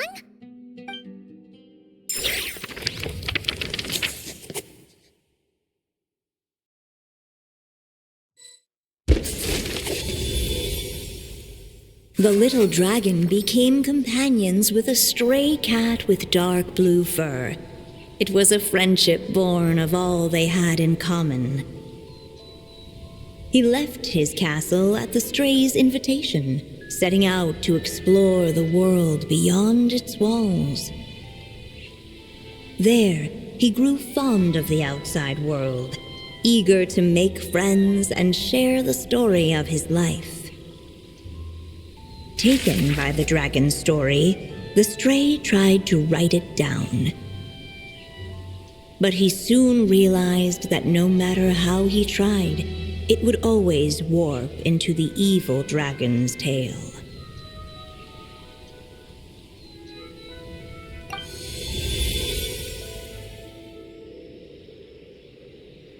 So, this is the world where this chapter takes place? Looks like we're at the top of some kind of gigantic tree. This one must be about what happened to me when I first arrived in Tevat. No wonder the memory that unlocked it was about Hat guy. Most of my memories from that period were. Hold on. Anyone want to explain how I ended up looking like this? Maybe you've become a character in the story too. You see me as a stray cat? A wandering Tom, to be exact. You should count yourself lucky. Of all Durin's friends, your character is by far the most memorable. Maybe it's because I've known Hat Guy for longer, so my impression of him is more vivid than the others. Vivid? Then how come you haven't changed one bit? Guess that means the impression the traveler left was so vivid it didn't need changing.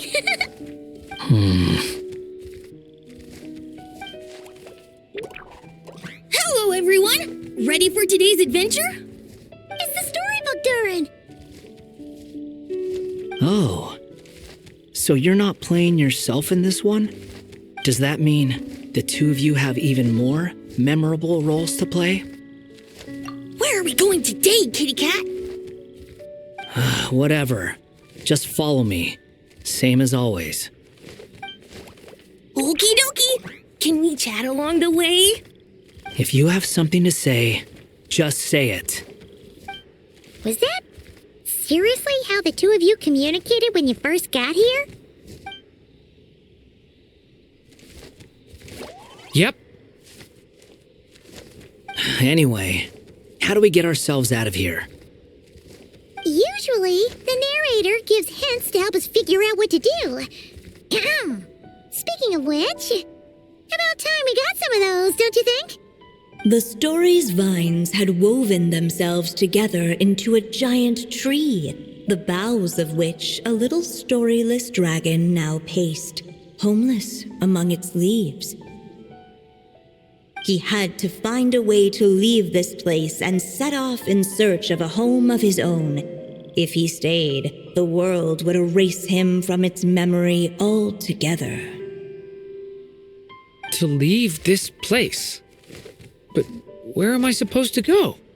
The little dragon felt completely lost.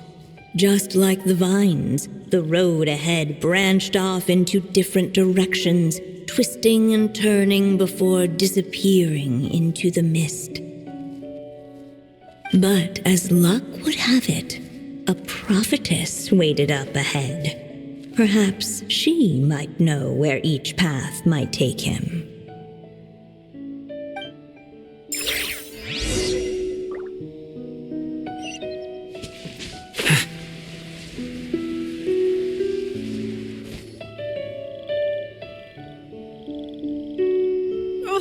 You must be the little lost dragon.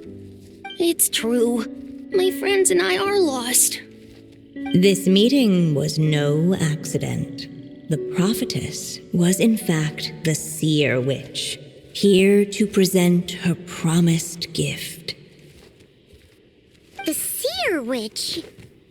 Oh yeah! That's Mona's teacher, right? The old hag? Insolent child. I am the seer witch, your prophetess, not some old hag. Sorry. Now, little lost dragon, I have come to bestow the gift I once promised. A prophecy. A prophecy? Hear me now, for my prophecy is this.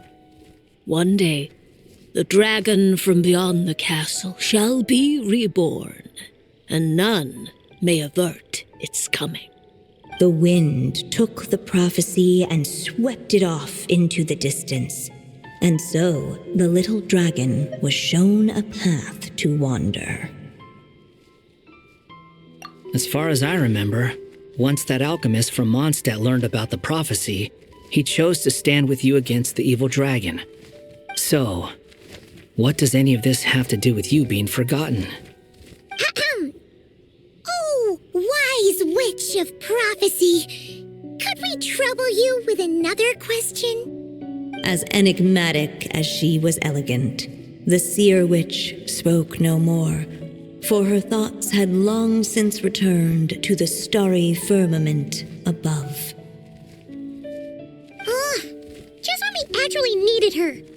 The Seer Witch was my mother's friend, so the prophecy she just gave should turn out to be helpful. Well, it's not like we've got better options.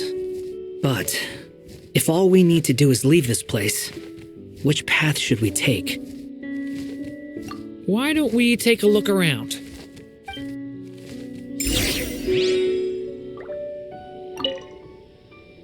As enigmatic as she was elegant, the Seer Witch spoke no more, for her thoughts had long since returned to the starry firmament above.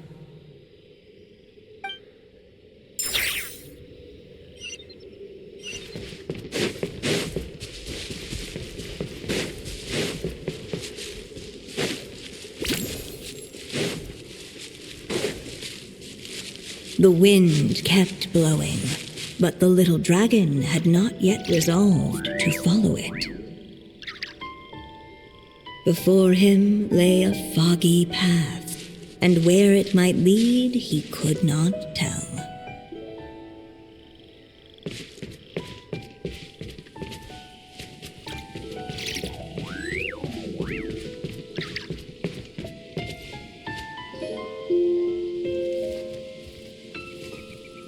If we go this way, we'll be heading back to Mondstadt, just like we planned. Out of all the options so far, this seems like the safest, right? At least we know what happens next. He helps stop the evil dragon from returning, gets a new body, makes a whole bunch of friends, who all just forget about him. But you didn't forget, Hat Guy. I'm just saying, choosing this path wouldn't solve the main problem. You'd still end up being forgotten. Huh. I'm not against choosing this path. I just wonder what secrets it might be hiding. Let me think about it.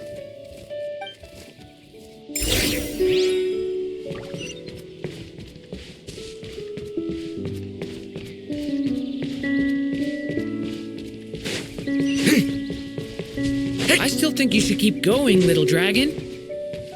If you leave the castle, you can accomplish something amazing and make a bunch of friends along the way. Really? Then let's go! Unable to preserve his story, the little dragon wandered astray. Fortunately for him, a certain prophetess had left behind a prophecy to guide him.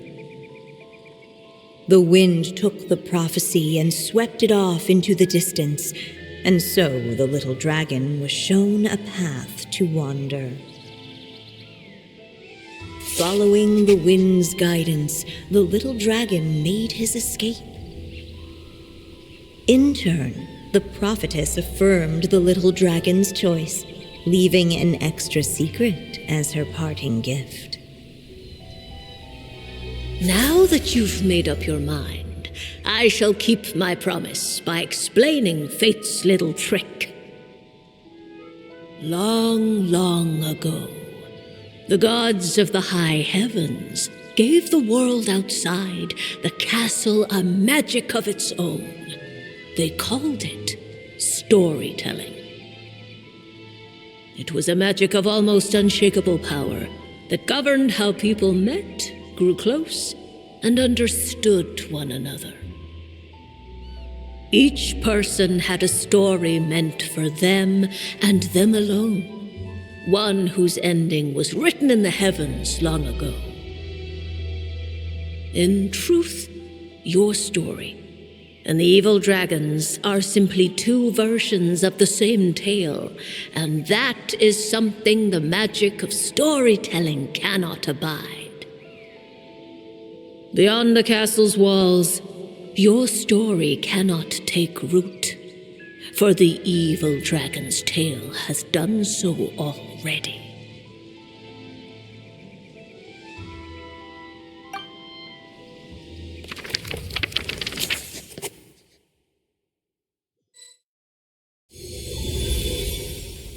So, that was the secret?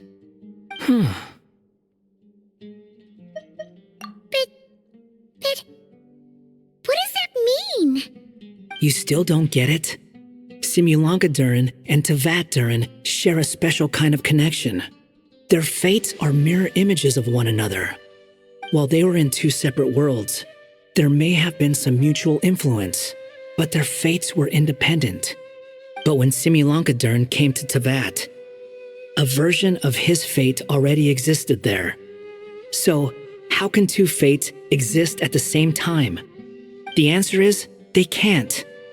The rules of this world don't allow it. You can't return a book you never checked out in the first place. So, what's Durin supposed to do? Those mages seem to have come up with quite the ingenious solution.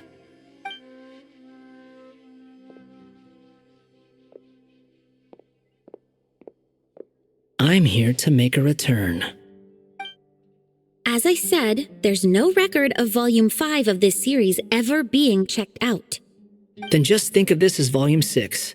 Based on what I know, the author was planning on publishing another volume anyway. The catalog does have a slot reserved for Volume 6. So, this is it? Sure, let's go with that. All you need to know is, I'll be the one writing this series from now on. You...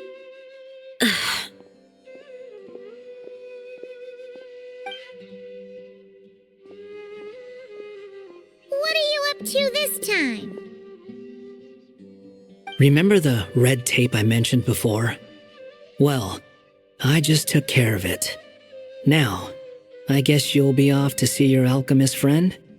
It should be pretty obvious by now. He has the answers you're looking for. Well, we do have a whole bunch of things to confirm with Albedo, that's for sure. But didn't Jean say he'd be gone for quite a while? I'll join you. Just let me know when it's time to go. Hat guy? Don't sound so surprised. I'm part of this story too, aren't I? I'm just playing my role. Well, yeah. But it's not that. I just feel like you want to help, but something's holding you back. When I first realized you were being forgotten by the world, I thought it might be because you spent too much time with me. I even thought cutting our ties might be the only way to fix it. Why would you think that?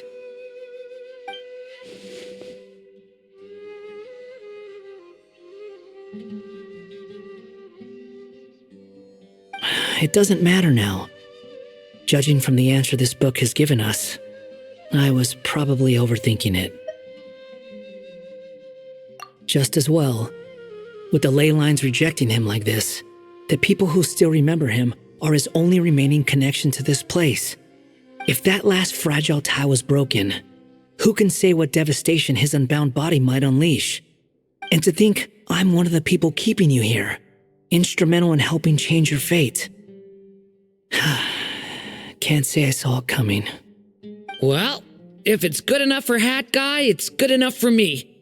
After all, he is about as odd as humans get. Excuse me?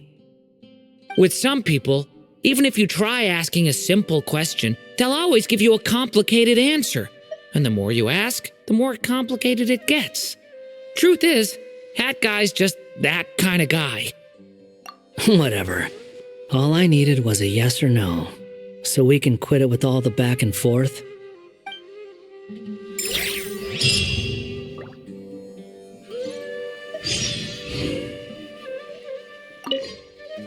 If you feel like stepping back into the story, just come find me. I'm sticking around for the next few days. So, when it's time to go, you know where to find me.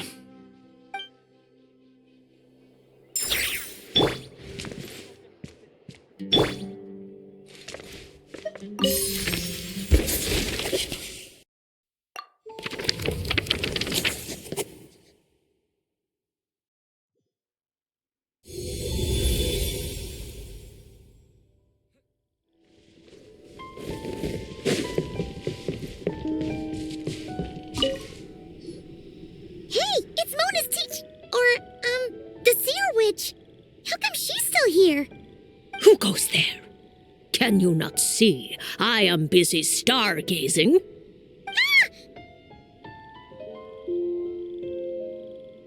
Hey, since we've got the chance, why don't we ask her to read our fortunes too? After all, according to the book, her prophecies are meant to be super accurate. The only thing is, Paimon's not sure how we're gonna convince her to do that. How dare you? You take my fortune-telling for some kind of street performance? Sorry. Paimon's just curious how accurate it is. Very well, then. I'll show you what my wisdom can do. Come forth, Silver Sprite. Let me see what fate has in store for you. Ooh. You truly wish to know your own fate. Come on, enough with the suspense already. Is it good or bad? Oh.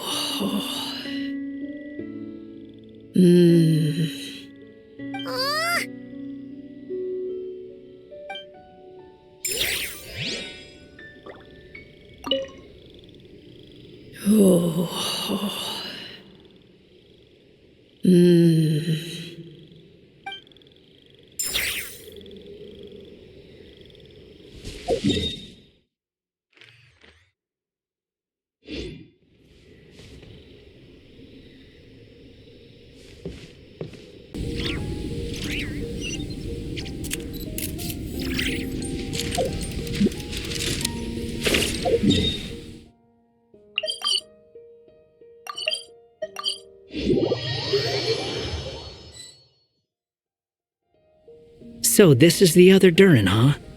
If this had been the dragon that ended up being revived in Mondstadt, there's no telling what kind of calamity that people would have had to endure.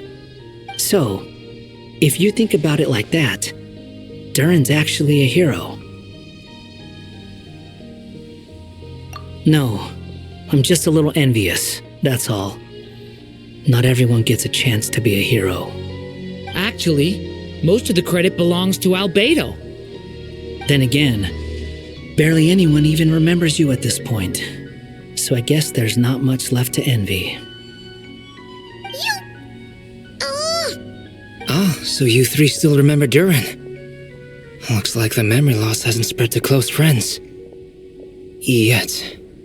I guess that means my memory of you must still be complete as well.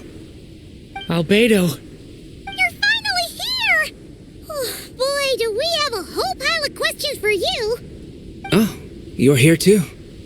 I think I've pieced together some of what happened to him. But what's your take on things?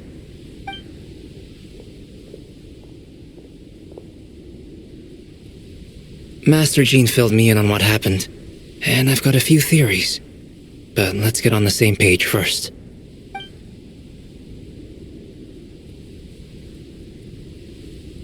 Well, physically, he's doing fine. His body is holding the abyssal power at bay. And there's nothing whatsoever to indicate any risk of collapse. So, from an alchemy point of view, there's nothing wrong with him?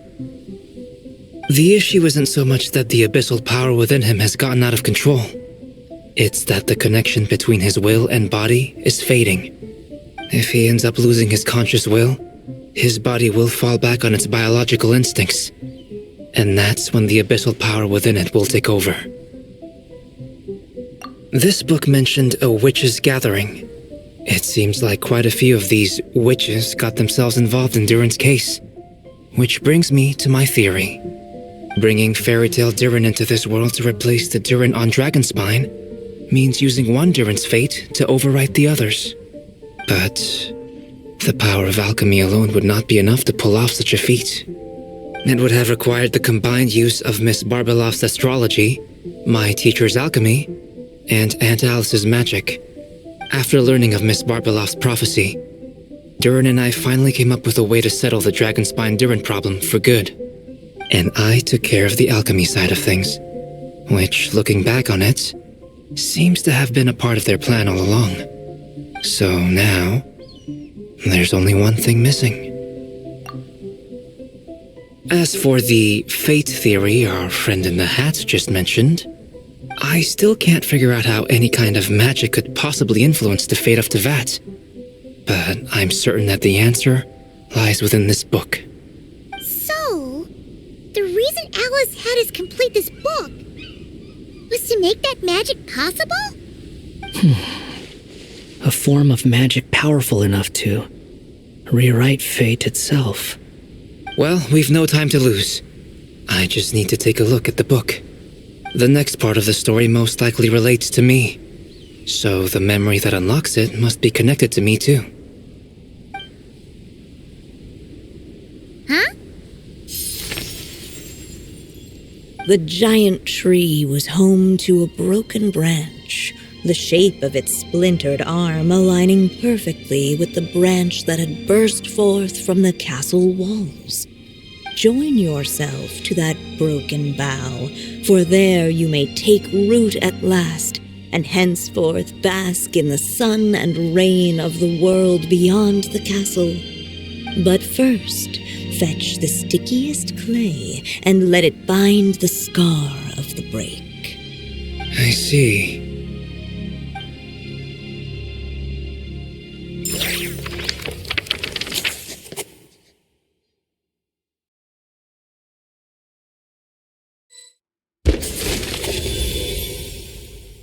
Guided by the breeze, the little dragon arrived at an alchemist's workshop. There he was greeted by a clay figure, a child molded by the sage witch's hands. Though gentle in appearance, he had inherited his mother's cold, sharp wisdom. And he was determined to avert the calamity the evil dragon would bring. And so was his helper, none other than the little dragon himself.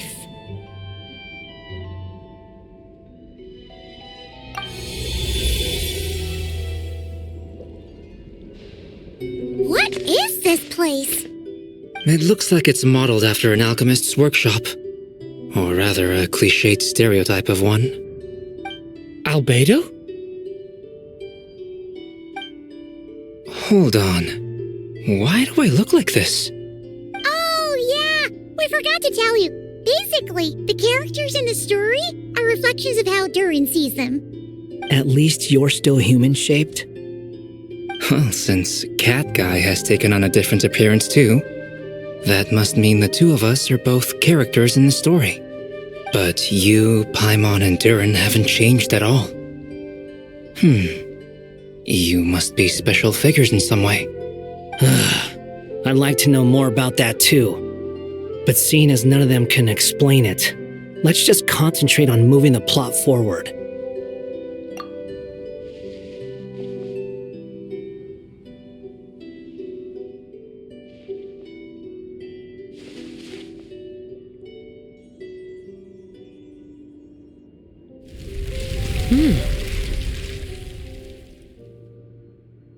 And just like that, the group stumbled upon a hidden passageway. Intricately crafted, it seemed to lead them towards another exciting chapter of the tale. Come on! What are we waiting for? Next chapter, here we come! Ouch! But this was a chapter that had not yet been written. Ahead of them was a storyless void, and they could go no further. What? Then what's the point of having a path here? Sounds like a pretty bad habit for a writer.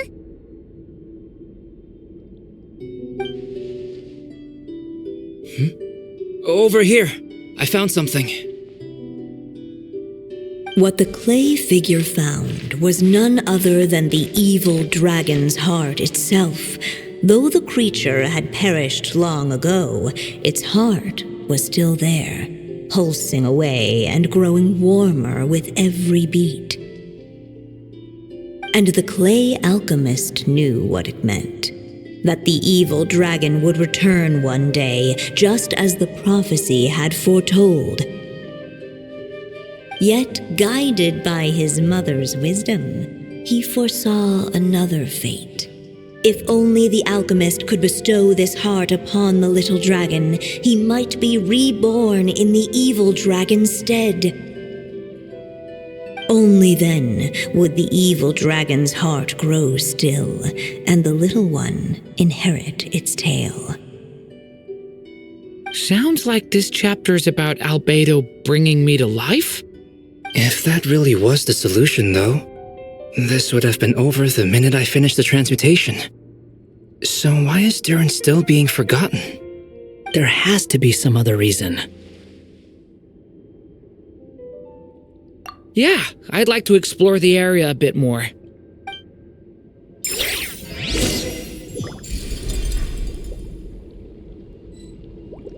Unless the little dragon kept moving, eventually he would be forgotten.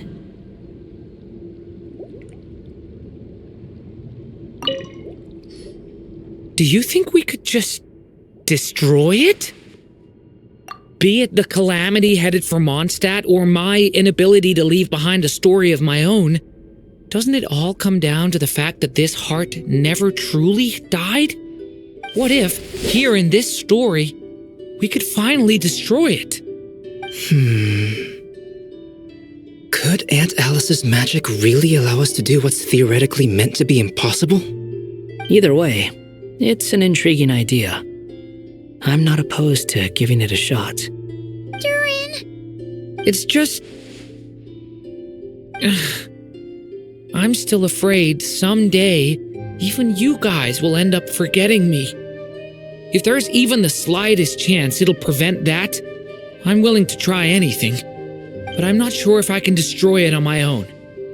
Chances are, I'm gonna need your help again. So please, everyone, help me destroy this heart, once and for all!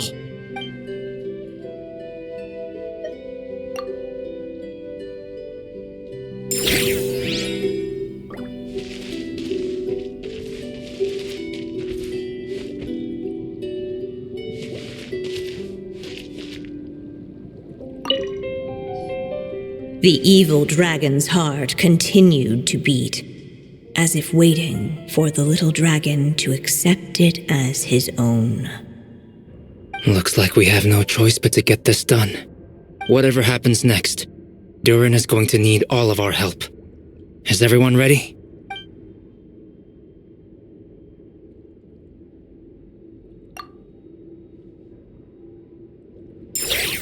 What the clay figure found was none other than the evil dragon's heart itself. Though the creature had perished long ago, its heart was still there, pulsing away and growing warmer with every beat. And the clay alchemist knew what it meant. That the evil dragon would return one day, just as the prophecy had foretold. Yet, guided by his mother's wisdom, he foresaw another fate. If only the alchemist could bestow this heart upon the little dragon, he might be reborn in the evil dragon's stead. Only then would the evil dragon's heart grow still, and the little one inherit its tale. At last, the little dragon accepted the evil dragon's heart, and a new life came into being. The evil dragon's heart beat in his chest, and the little dragon's soul guided him forward. Thus did the prophecy hold true, even as fate had been rewritten. And so was the little dragon born anew.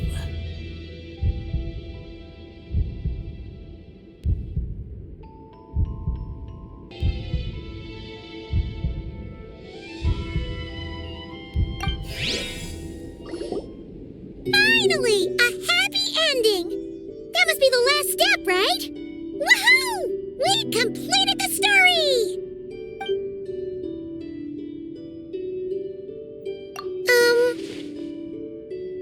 Born anew, the little dragon set off once more, his story far from over. Huh? So, that wasn't the end? What comes next might be the most crucial part of all. The real last step. If fate really is as devious as they say, then I say, show us what you've got. Wow! You're all so serious all of a sudden.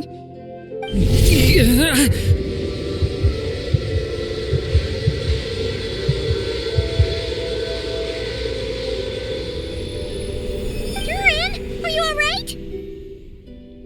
The evil dragon's heart was now one with the little dragon, yet the dark power within it still lingered. Would the little dragon dare to hold this power back, or would he simply give in? Hey! What kind of question is that? Of course he's gonna control it! What choice does he have? Time is running out. So, would the little dragon dare to hold this power back, or would he simply give in? What's up with the narrator?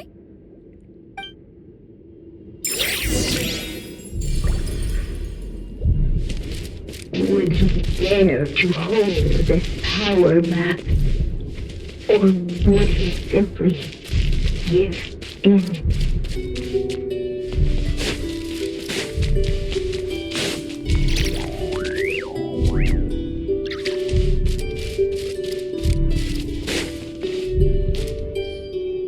The little dragon and his companions blank again. Huh? What's going on? Are we running out of ink? Once the ink runs out, is that the end of the story? I had a feeling this would happen. What's happening to the others? Now that the story's ink was spent, all that lay ahead were blank pages.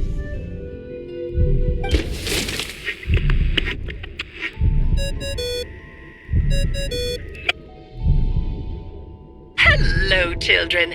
If you're hearing this recording, it's because you've reached a certain ending. You may have noticed that little Durin's experiences have been written into the pages of this book.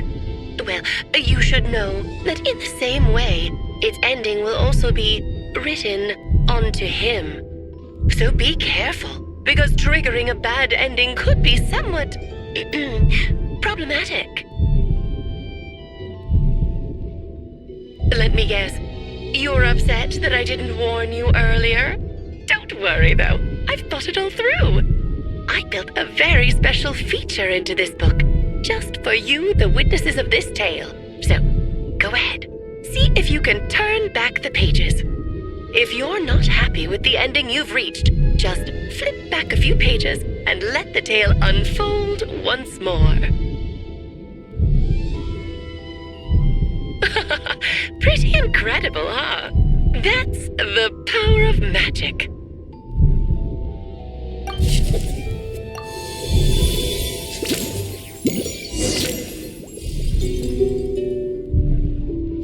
Would he dare to hold this power back, or would he simply give? Returning to the castle. I just never thought crossing over into a new world would create so much trouble. All I wanted was to make some friends. I'm starting to think I kind of miss being in Simulanka. You might look back on it with fondness, but if I were you, I wouldn't miss it. Why? Sometimes, moving on with your life comes at a cost. But that's better than going nowhere at all. You don't have to worry, Durin. No matter what problem you face, there will always be a solution. Okay.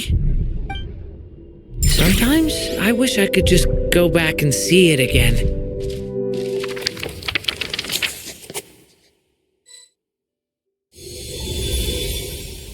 As the little dragon slipped back inside the castle's walls, the clamor of the outside world fell away. There was no danger here, No problems for the little dragon to resolve. As soon as his mother finished her story, it was time for the child to drift off into the world of dreams. And so the story ended, with the little dragon fast asleep in his castle, just like he had never even hatched. What's going on? I feel so weak. Hey, what's happening? Durin, wake up! But this can't be how it ends. Durin promised to bring back everyone's memories. There's no way he'd accept an ending like this.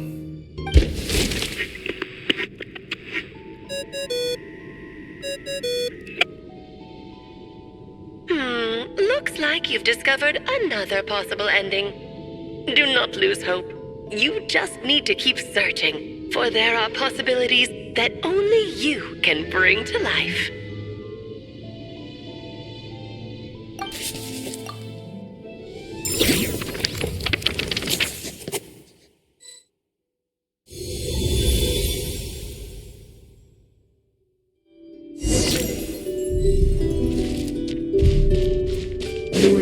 Dare to hold this power. Ahead of them was a storyless void, and they could go no further.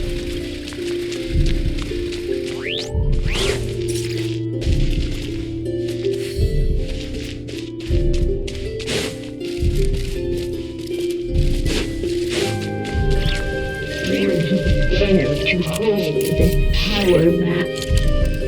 Or would it simply here in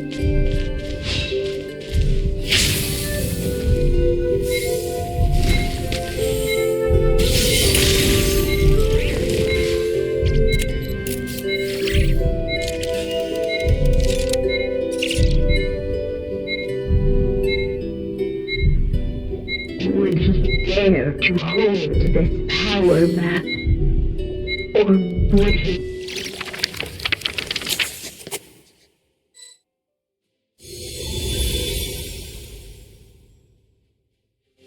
The little dragon was at an impasse, and the dark power within him surged like a tide. Unchecked, the darkness engulfed everything around it, including the little dragon's soul. The little dragon's story faded into nothingness, and in the world beyond the castle, only the evil dragon's tale endured. Is this me?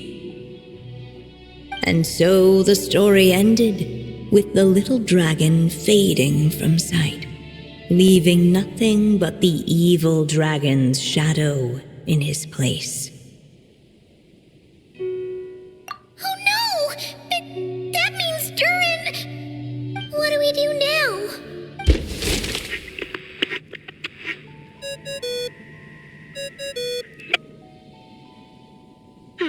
Looks like you've discovered another possible ending. Do not lose hope. You just need to keep searching, for there are possibilities that only you can bring to life.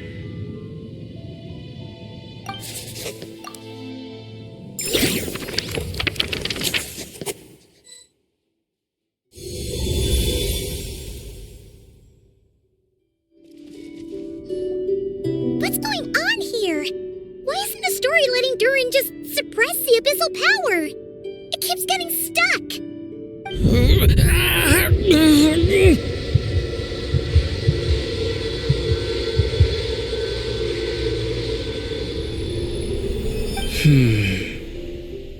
It seems the act of suppressing the power counts as an event in the story. In other words, we would need ink to write it in. So, what now? Did we use too much earlier? How are we supposed to write a happy ending with only this much left?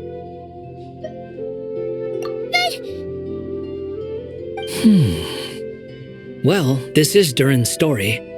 As long as he's alive and well, why should it end? If there really is such a direct correlation between the story and his fate, I may have a potential hypothesis. Durin was, and still is in essence, a storybook character, written into being by M. From the moment he was born, he has always dwelt within her story, and I suspect that has remained the case, even after his arrival in Tevat. Reviving Durin in the evil dragon's place was an act of grafting this Durin story onto the latter's fate. In essence, that is how his fate was rewritten. But there is a fundamental difference between a being's story and its fate. As Miss Barbeloth reminded us, the fate of every living being in Tevat has been woven into the fabric of time. Its most natural path, therefore, is to proceed along its given track. But Durin's story, on the other hand, as Durin's connection to this world wore thin, not only have people started to forget him, he started to lose control of the abyssal power within.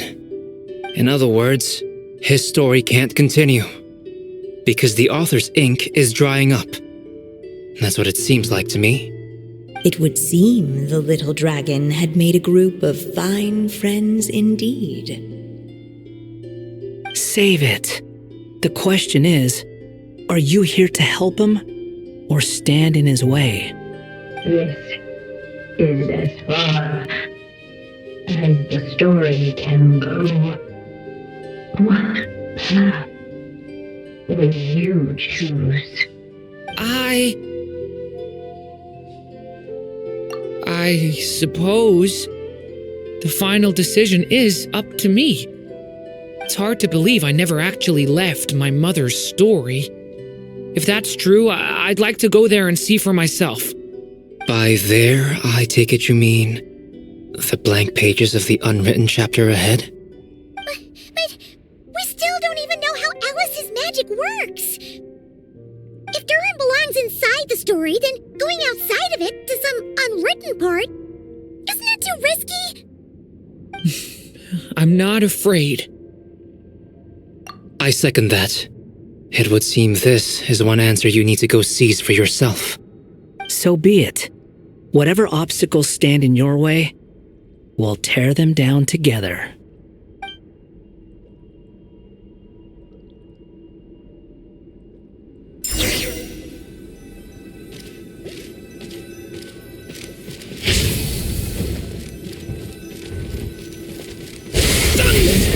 That invisible wall.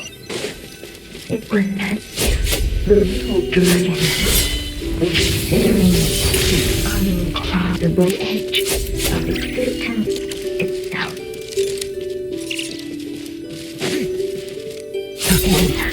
And all of a sudden, it began to fracture as if struck by some transcendent web area. All of a sudden, it began. Gotta keep going.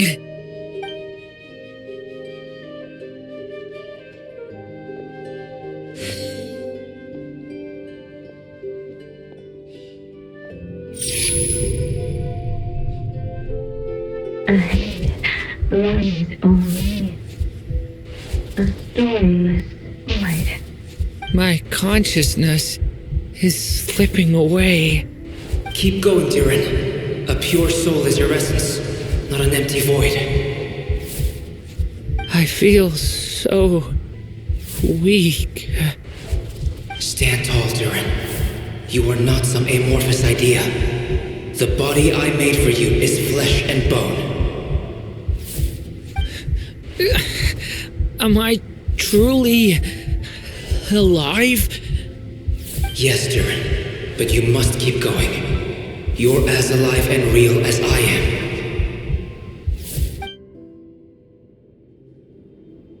I can't feel a connection. You're not alone in this world, Durin. At the very least, you have me. I can't remember anything. Who am I? Your name is Durin. and there are many who still remember it. My name is Durin. You're taking too long. Come on, Durin, run! In this world, fate waits for no one. Wait! Where am I meant to go? What am I supposed to do? Go. Make your wish come true, Durin.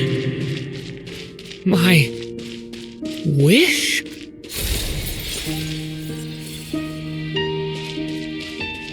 Your story's not over yet.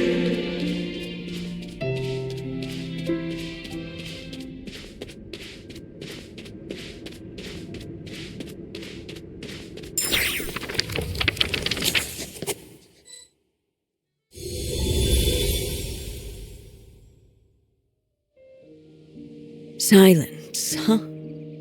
Have you nothing to say about my proposal? Let me get this straight. You want to graft your story onto this unfinished thread of fate, and in doing so, not only rewrite that fate, but allow the story to live on. Quite the brilliant idea. Still, the story's survival depends entirely on whether the author keeps writing. Exactly. And the moment foretold by the prophecy is still centuries away. I see. I thought my own ignorance might be the problem. That I'd asked more of the noble science of alchemy than it could ever deliver. Or that I had failed to discern the heavenly signs and grasp the secret truth underlying the prophecy. Little did I imagine that time itself would prove to be the greatest hurdle of all. Well, my friend, this has been a most intriguing experiment. And from an academic perspective, at least, I don't think it was a bad proposal. Someday, the prophecy will come to pass. So remember, my friend, much like the stars themselves, there will always be something that transcends the test of time. Thank you, everyone. You've helped me so much already. But, Alice, I still have one final favor to ask of you. Will you lend me your magic one last time, just enough for me to keep his story alive until the prophecy is fulfilled? You mean you want me to extend your lifespan? No, not in that sense. As Rheindotter once told me, the laws governing life and death are among the most unyielding in this world. I'm well aware of that. Whether it lasts a day or an age, the span of one's life is determined by fate alone. If I tried to breach that law by force, I'm afraid I would lose what makes me human. This is not a path I want to go down. If I am to die, then I shall die a human. So what is it that you want me to do? I would like you to send this pen of mine into the future. I see. Then perhaps there really is a way I can help. I could create a kind of story magic to take over the writing once you're gone. Oh, but for it to work, you would need to provide enough of your own words for it to learn from. How much? Oh, an immense amount. So much, in fact, that you would have to spend the rest of your life writing. And even then, I'm sorry to say, it would not last forever. No matter how much you write, there is a limit to the number of words you can leave behind. But the world itself will never stop changing. Someday, perhaps, even your entire corpus will not be enough for the magic to continue describing this world. And when that happens, the story will end. Still, it's worth a try.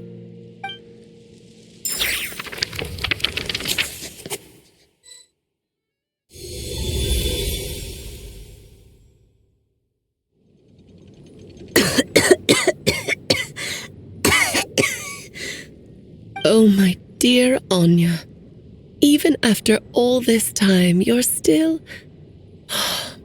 Look at you. You should be enjoying your old age in peace and quiet. Especially now that things are finally returning to normal after that terrible calamity. Once he leaves Simulanka, things will only get more complicated. If his story is to continue, there needs to be more material for the magic to draw upon. I'll just have to skip over some of the less important details. Anya, why do you insist on sending him out of the storybook world? Why must he face his fate in Teyvat? Why not just let him remain within the story? With my magic, even fate's curse could be undone and he could live happily ever after. I suppose. In fairy tales, all it takes is a heartfelt wish. And even a wooden puppet can turn himself into a real boy and live happily ever after. That's just how fairy tales end, isn't it? But have you ever wondered what happens to the main character after the ever after? Tell me, Alice, in your eyes, what would be a writer's greatest regret? To leave a story without an ending. Not a bad answer. It's true, many writers come to consider that their greatest regret. But I see things differently. My greatest regret is that every story I write has to come to an end in the first place. Anya. No matter how brilliantly a character shines, the moment their story ends, their potential is lost forever. For them, the story itself becomes an inescapable fate. But what if, instead, I could place my pen in their hand and let them continue the story themselves? You mean? You said it yourself. I can only leave so many words behind. Even with your magic, the idea that I could keep the story going until the prophecy comes to pass is wishful thinking at best. But I've found a way to use your magic to transform some of my finished stories into a special kind of ink. This ink is a magical medium he can use to complete the story the way he wants to. For what is storytelling but another kind of magic? And if he can experience the whole tale himself while leaving behind his own wishes and aspirations, even once he reaches the chapter where I stopped, he'll still be able to carry the story forward on his own. And so, by leaving him this ink, I can entrust him with the responsibility of writing his own story. A character with the power to write their own story. That way, he'll finally be free from the cage that is my pen. And like anyone else living in the real world, he can go on to create a life of his own. And you no longer need to worry about the constraints of my magic. What a brilliant idea, Anya. But there are still risks. First of all, once he arrives in Teyvat, he'll have to rely entirely on the story you left him to maintain his connection to that world. As you gradually hand over creative control, that connection will grow weaker, and at some point, he might lose it altogether. But at the same time, he'll also have the chance to forge that connection for himself. The issue is, this method taps into too many of Teyvat's core secrets. Any overt hints you try to leave will be erased in no time. In fact, it'd be hard for you to leave anything at all to guide them.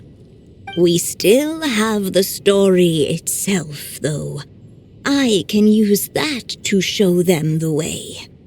It's entirely possible he burns through all your ink, never reaches the chapter you had in mind, and gets stuck, roaming the chapters of his past. But despite all that, I still believe in what this child can become. His hopes and wishes can be his ink, so he won't be trapped by mine running dry. Oh, what the writer you are, Anya. Your imagination never ceases to amaze. And you do know how much I love a happy ending. You shall have my help, my dear. Thank you, my friend. Well then, my child, do you understand what you must do? Yes, I think I do.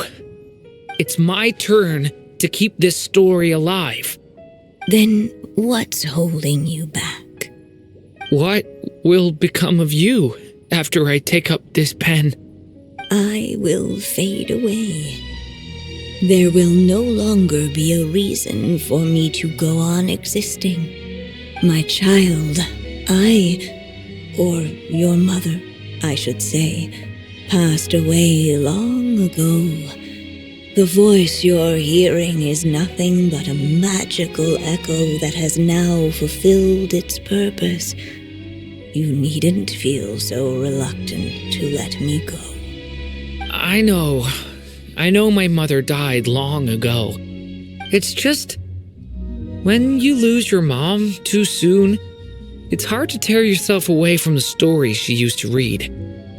I guess it's a silly way of pretending she's still here, by your side. Durin. But after coming to this world and traveling it with my friends, facing all kinds of enemies together, I suddenly realized I couldn't just sit around listening to my mother's stories because I'd found a new purpose in life. Maybe this is just what growing up feels like. With all my new friends waiting, it's time I finally set aside my mother's storybook. I'm ready to grow up now, Mom.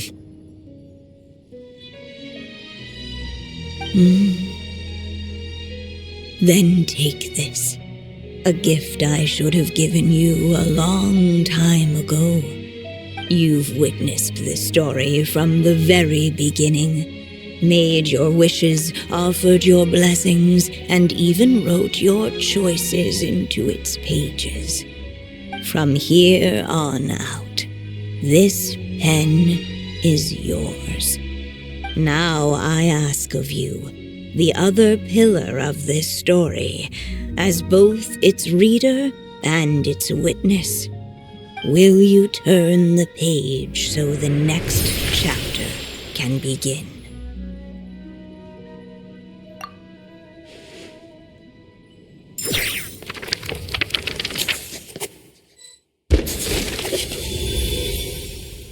Suddenly, and without warning, the powers of darkness struck. The question was, could the little dragon prevail? Alas, it was here that the story witch's tale had to end. But Durin's tale, on the other hand, had only just begun. Stepping into his mother's memories, he picked up her pen. And so the story that was ending began anew. He had made up his mind to challenge the fate that barred the way ahead.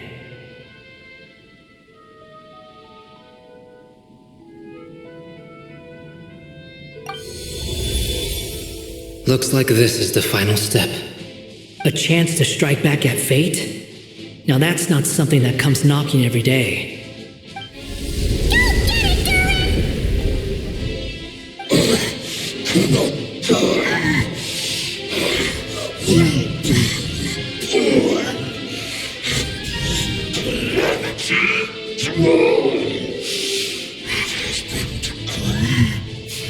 No, that fate no longer defines me. In the end, only my story shall endure.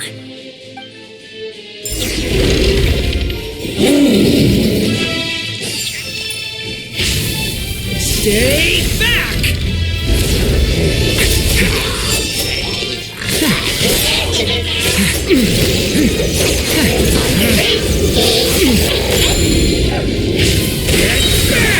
The abyss is burning shadow!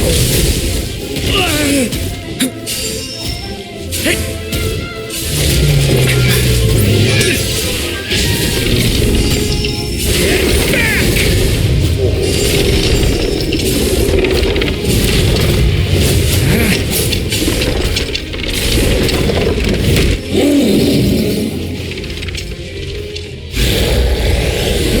No dodging this one. Here, I'll help lift you up.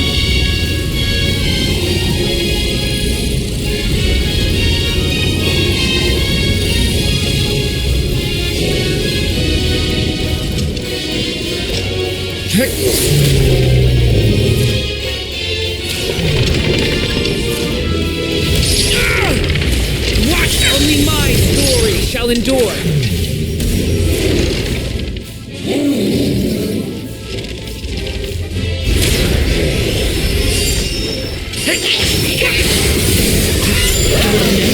For the end!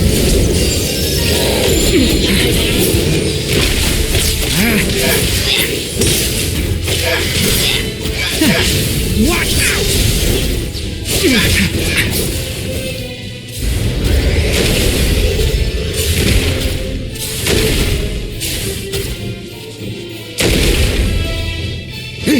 Looks like there's nowhere to hide. Here, I'll cover for you.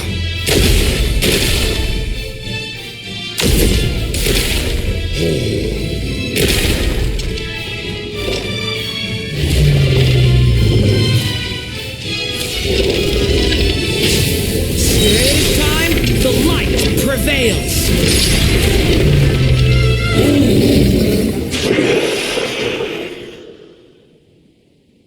Thank you, Mom.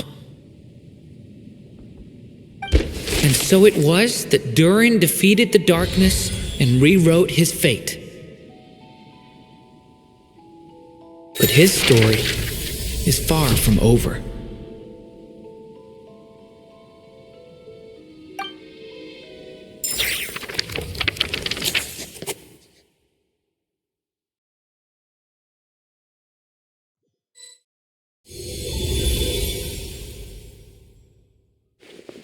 Is everyone okay?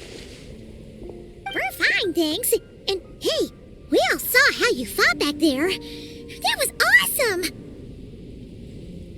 I have to admit, I do feel like something in me has changed. I owe you all so much. Without your help, I don't know if I could have ever made it this far. Just a shame I could only help out from the sidelines. Like I said before, it's not every day that you get to put fate in its place. Well, I'm sure you'll hear it someday. Hear what? The chance to strike back at fate knocking at your door. Yeah, maybe someday. Allow me to just check one thing.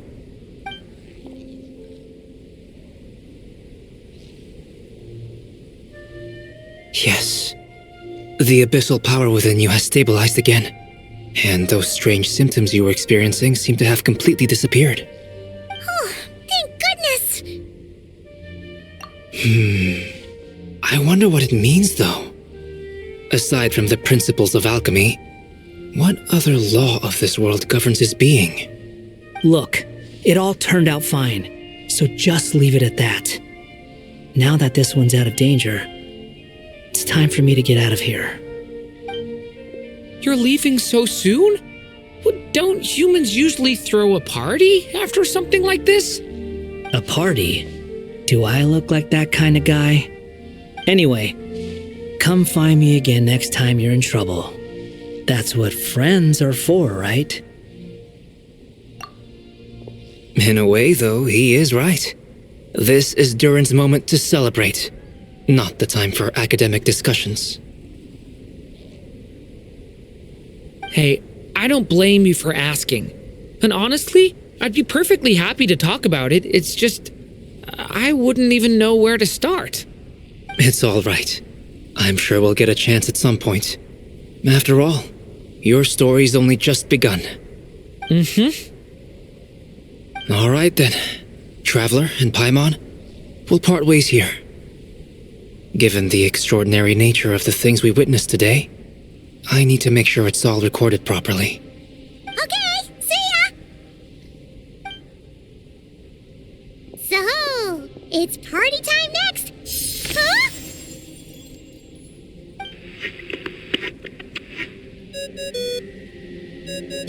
Congratulations on completing your mission.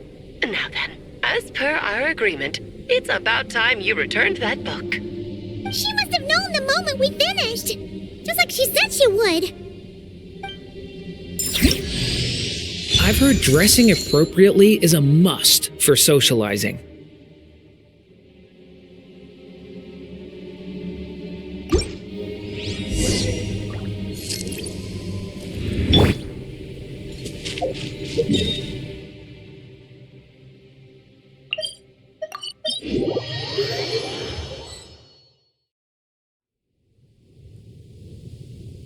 Oh, my writer and witness. It's been quite the journey, hasn't it? You had special plans for the Traveler from the start, didn't you? But of course, that goes without saying. For a story to live on, it needs both a writer and a reader. Only then can my magic take effect. I chose the Traveler as the witness because of the special nature of who he is. It's not easy finding someone with that kind of background, you know. For a moment, I even considered taking the role myself. At least it made for an interesting story, right? Huh? What are you doing here, tone-deaf bard?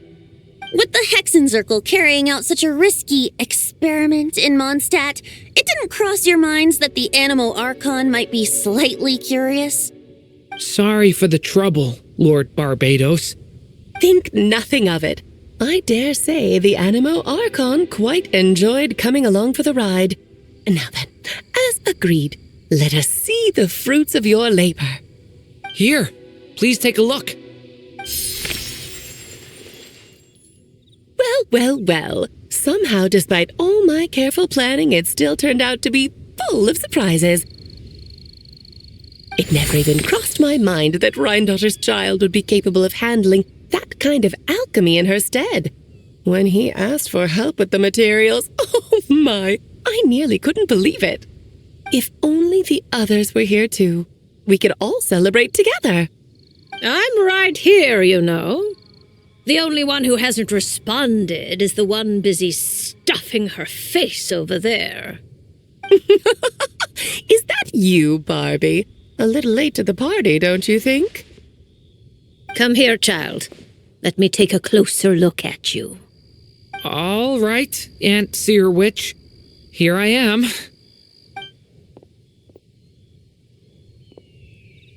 Just as I thought. This child's fate does not appear among the stars. Anya has accomplished what almost no one before her could. What does that mean? Child, all you need to know is that you're very lucky indeed. Oh.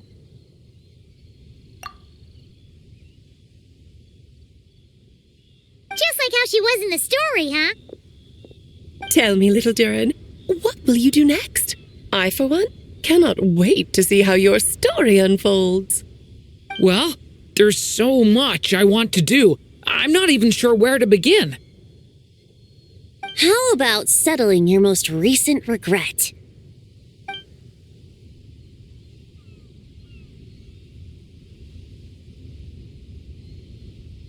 Not so fast, tone-deaf bard! What exactly did you just tell Durin to do? To make a long overdue wish come true. Thank you once again, Alice. How much time do you have left? I believe these should be my final moments. Just enough time to say goodbye to my dearest friend. This feels like having to say our final goodbyes all over again. I don't like it. Not one bit. I don't know how to respond to that. Strange. You were always such a cheerful figure in my stories. I even dubbed you the Merry Witch, you know. Oh, please. You know full well it was your stories that first taught me what true pain and sadness felt like. Aside from saying goodbye to me, shouldn't you also leave a few words for the child? Since the book will be his to continue, why don't you write him a little parting note? There's no need. His mother already did that long, long ago. All that remains is for me to convey it on her behalf.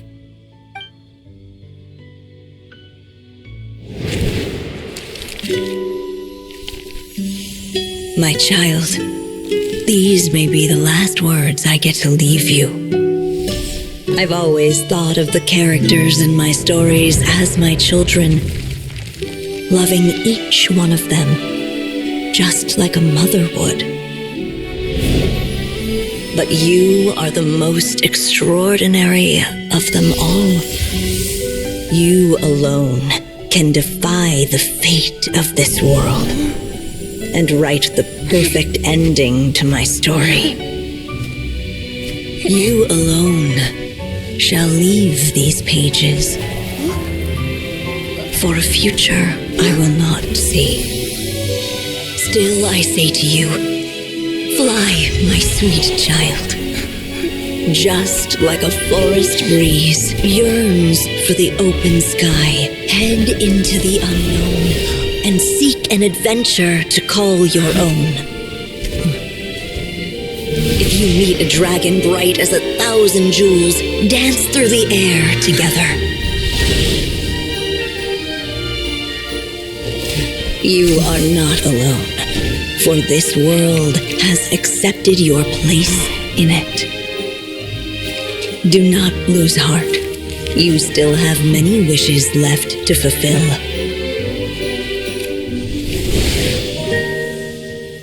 A long tale awaits you, my love. Let songs and flowers be the ink that fills its pages. Take my pen and use it to continue your story.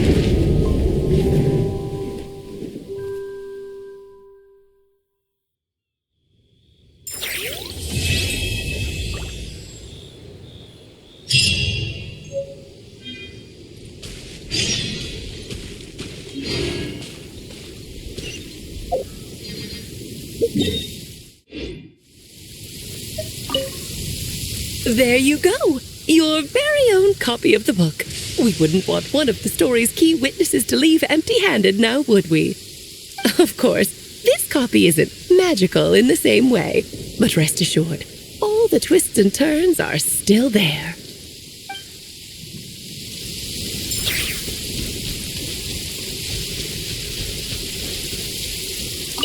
And so they flew together, Durin and Dvalin, over the skies of Mondstadt.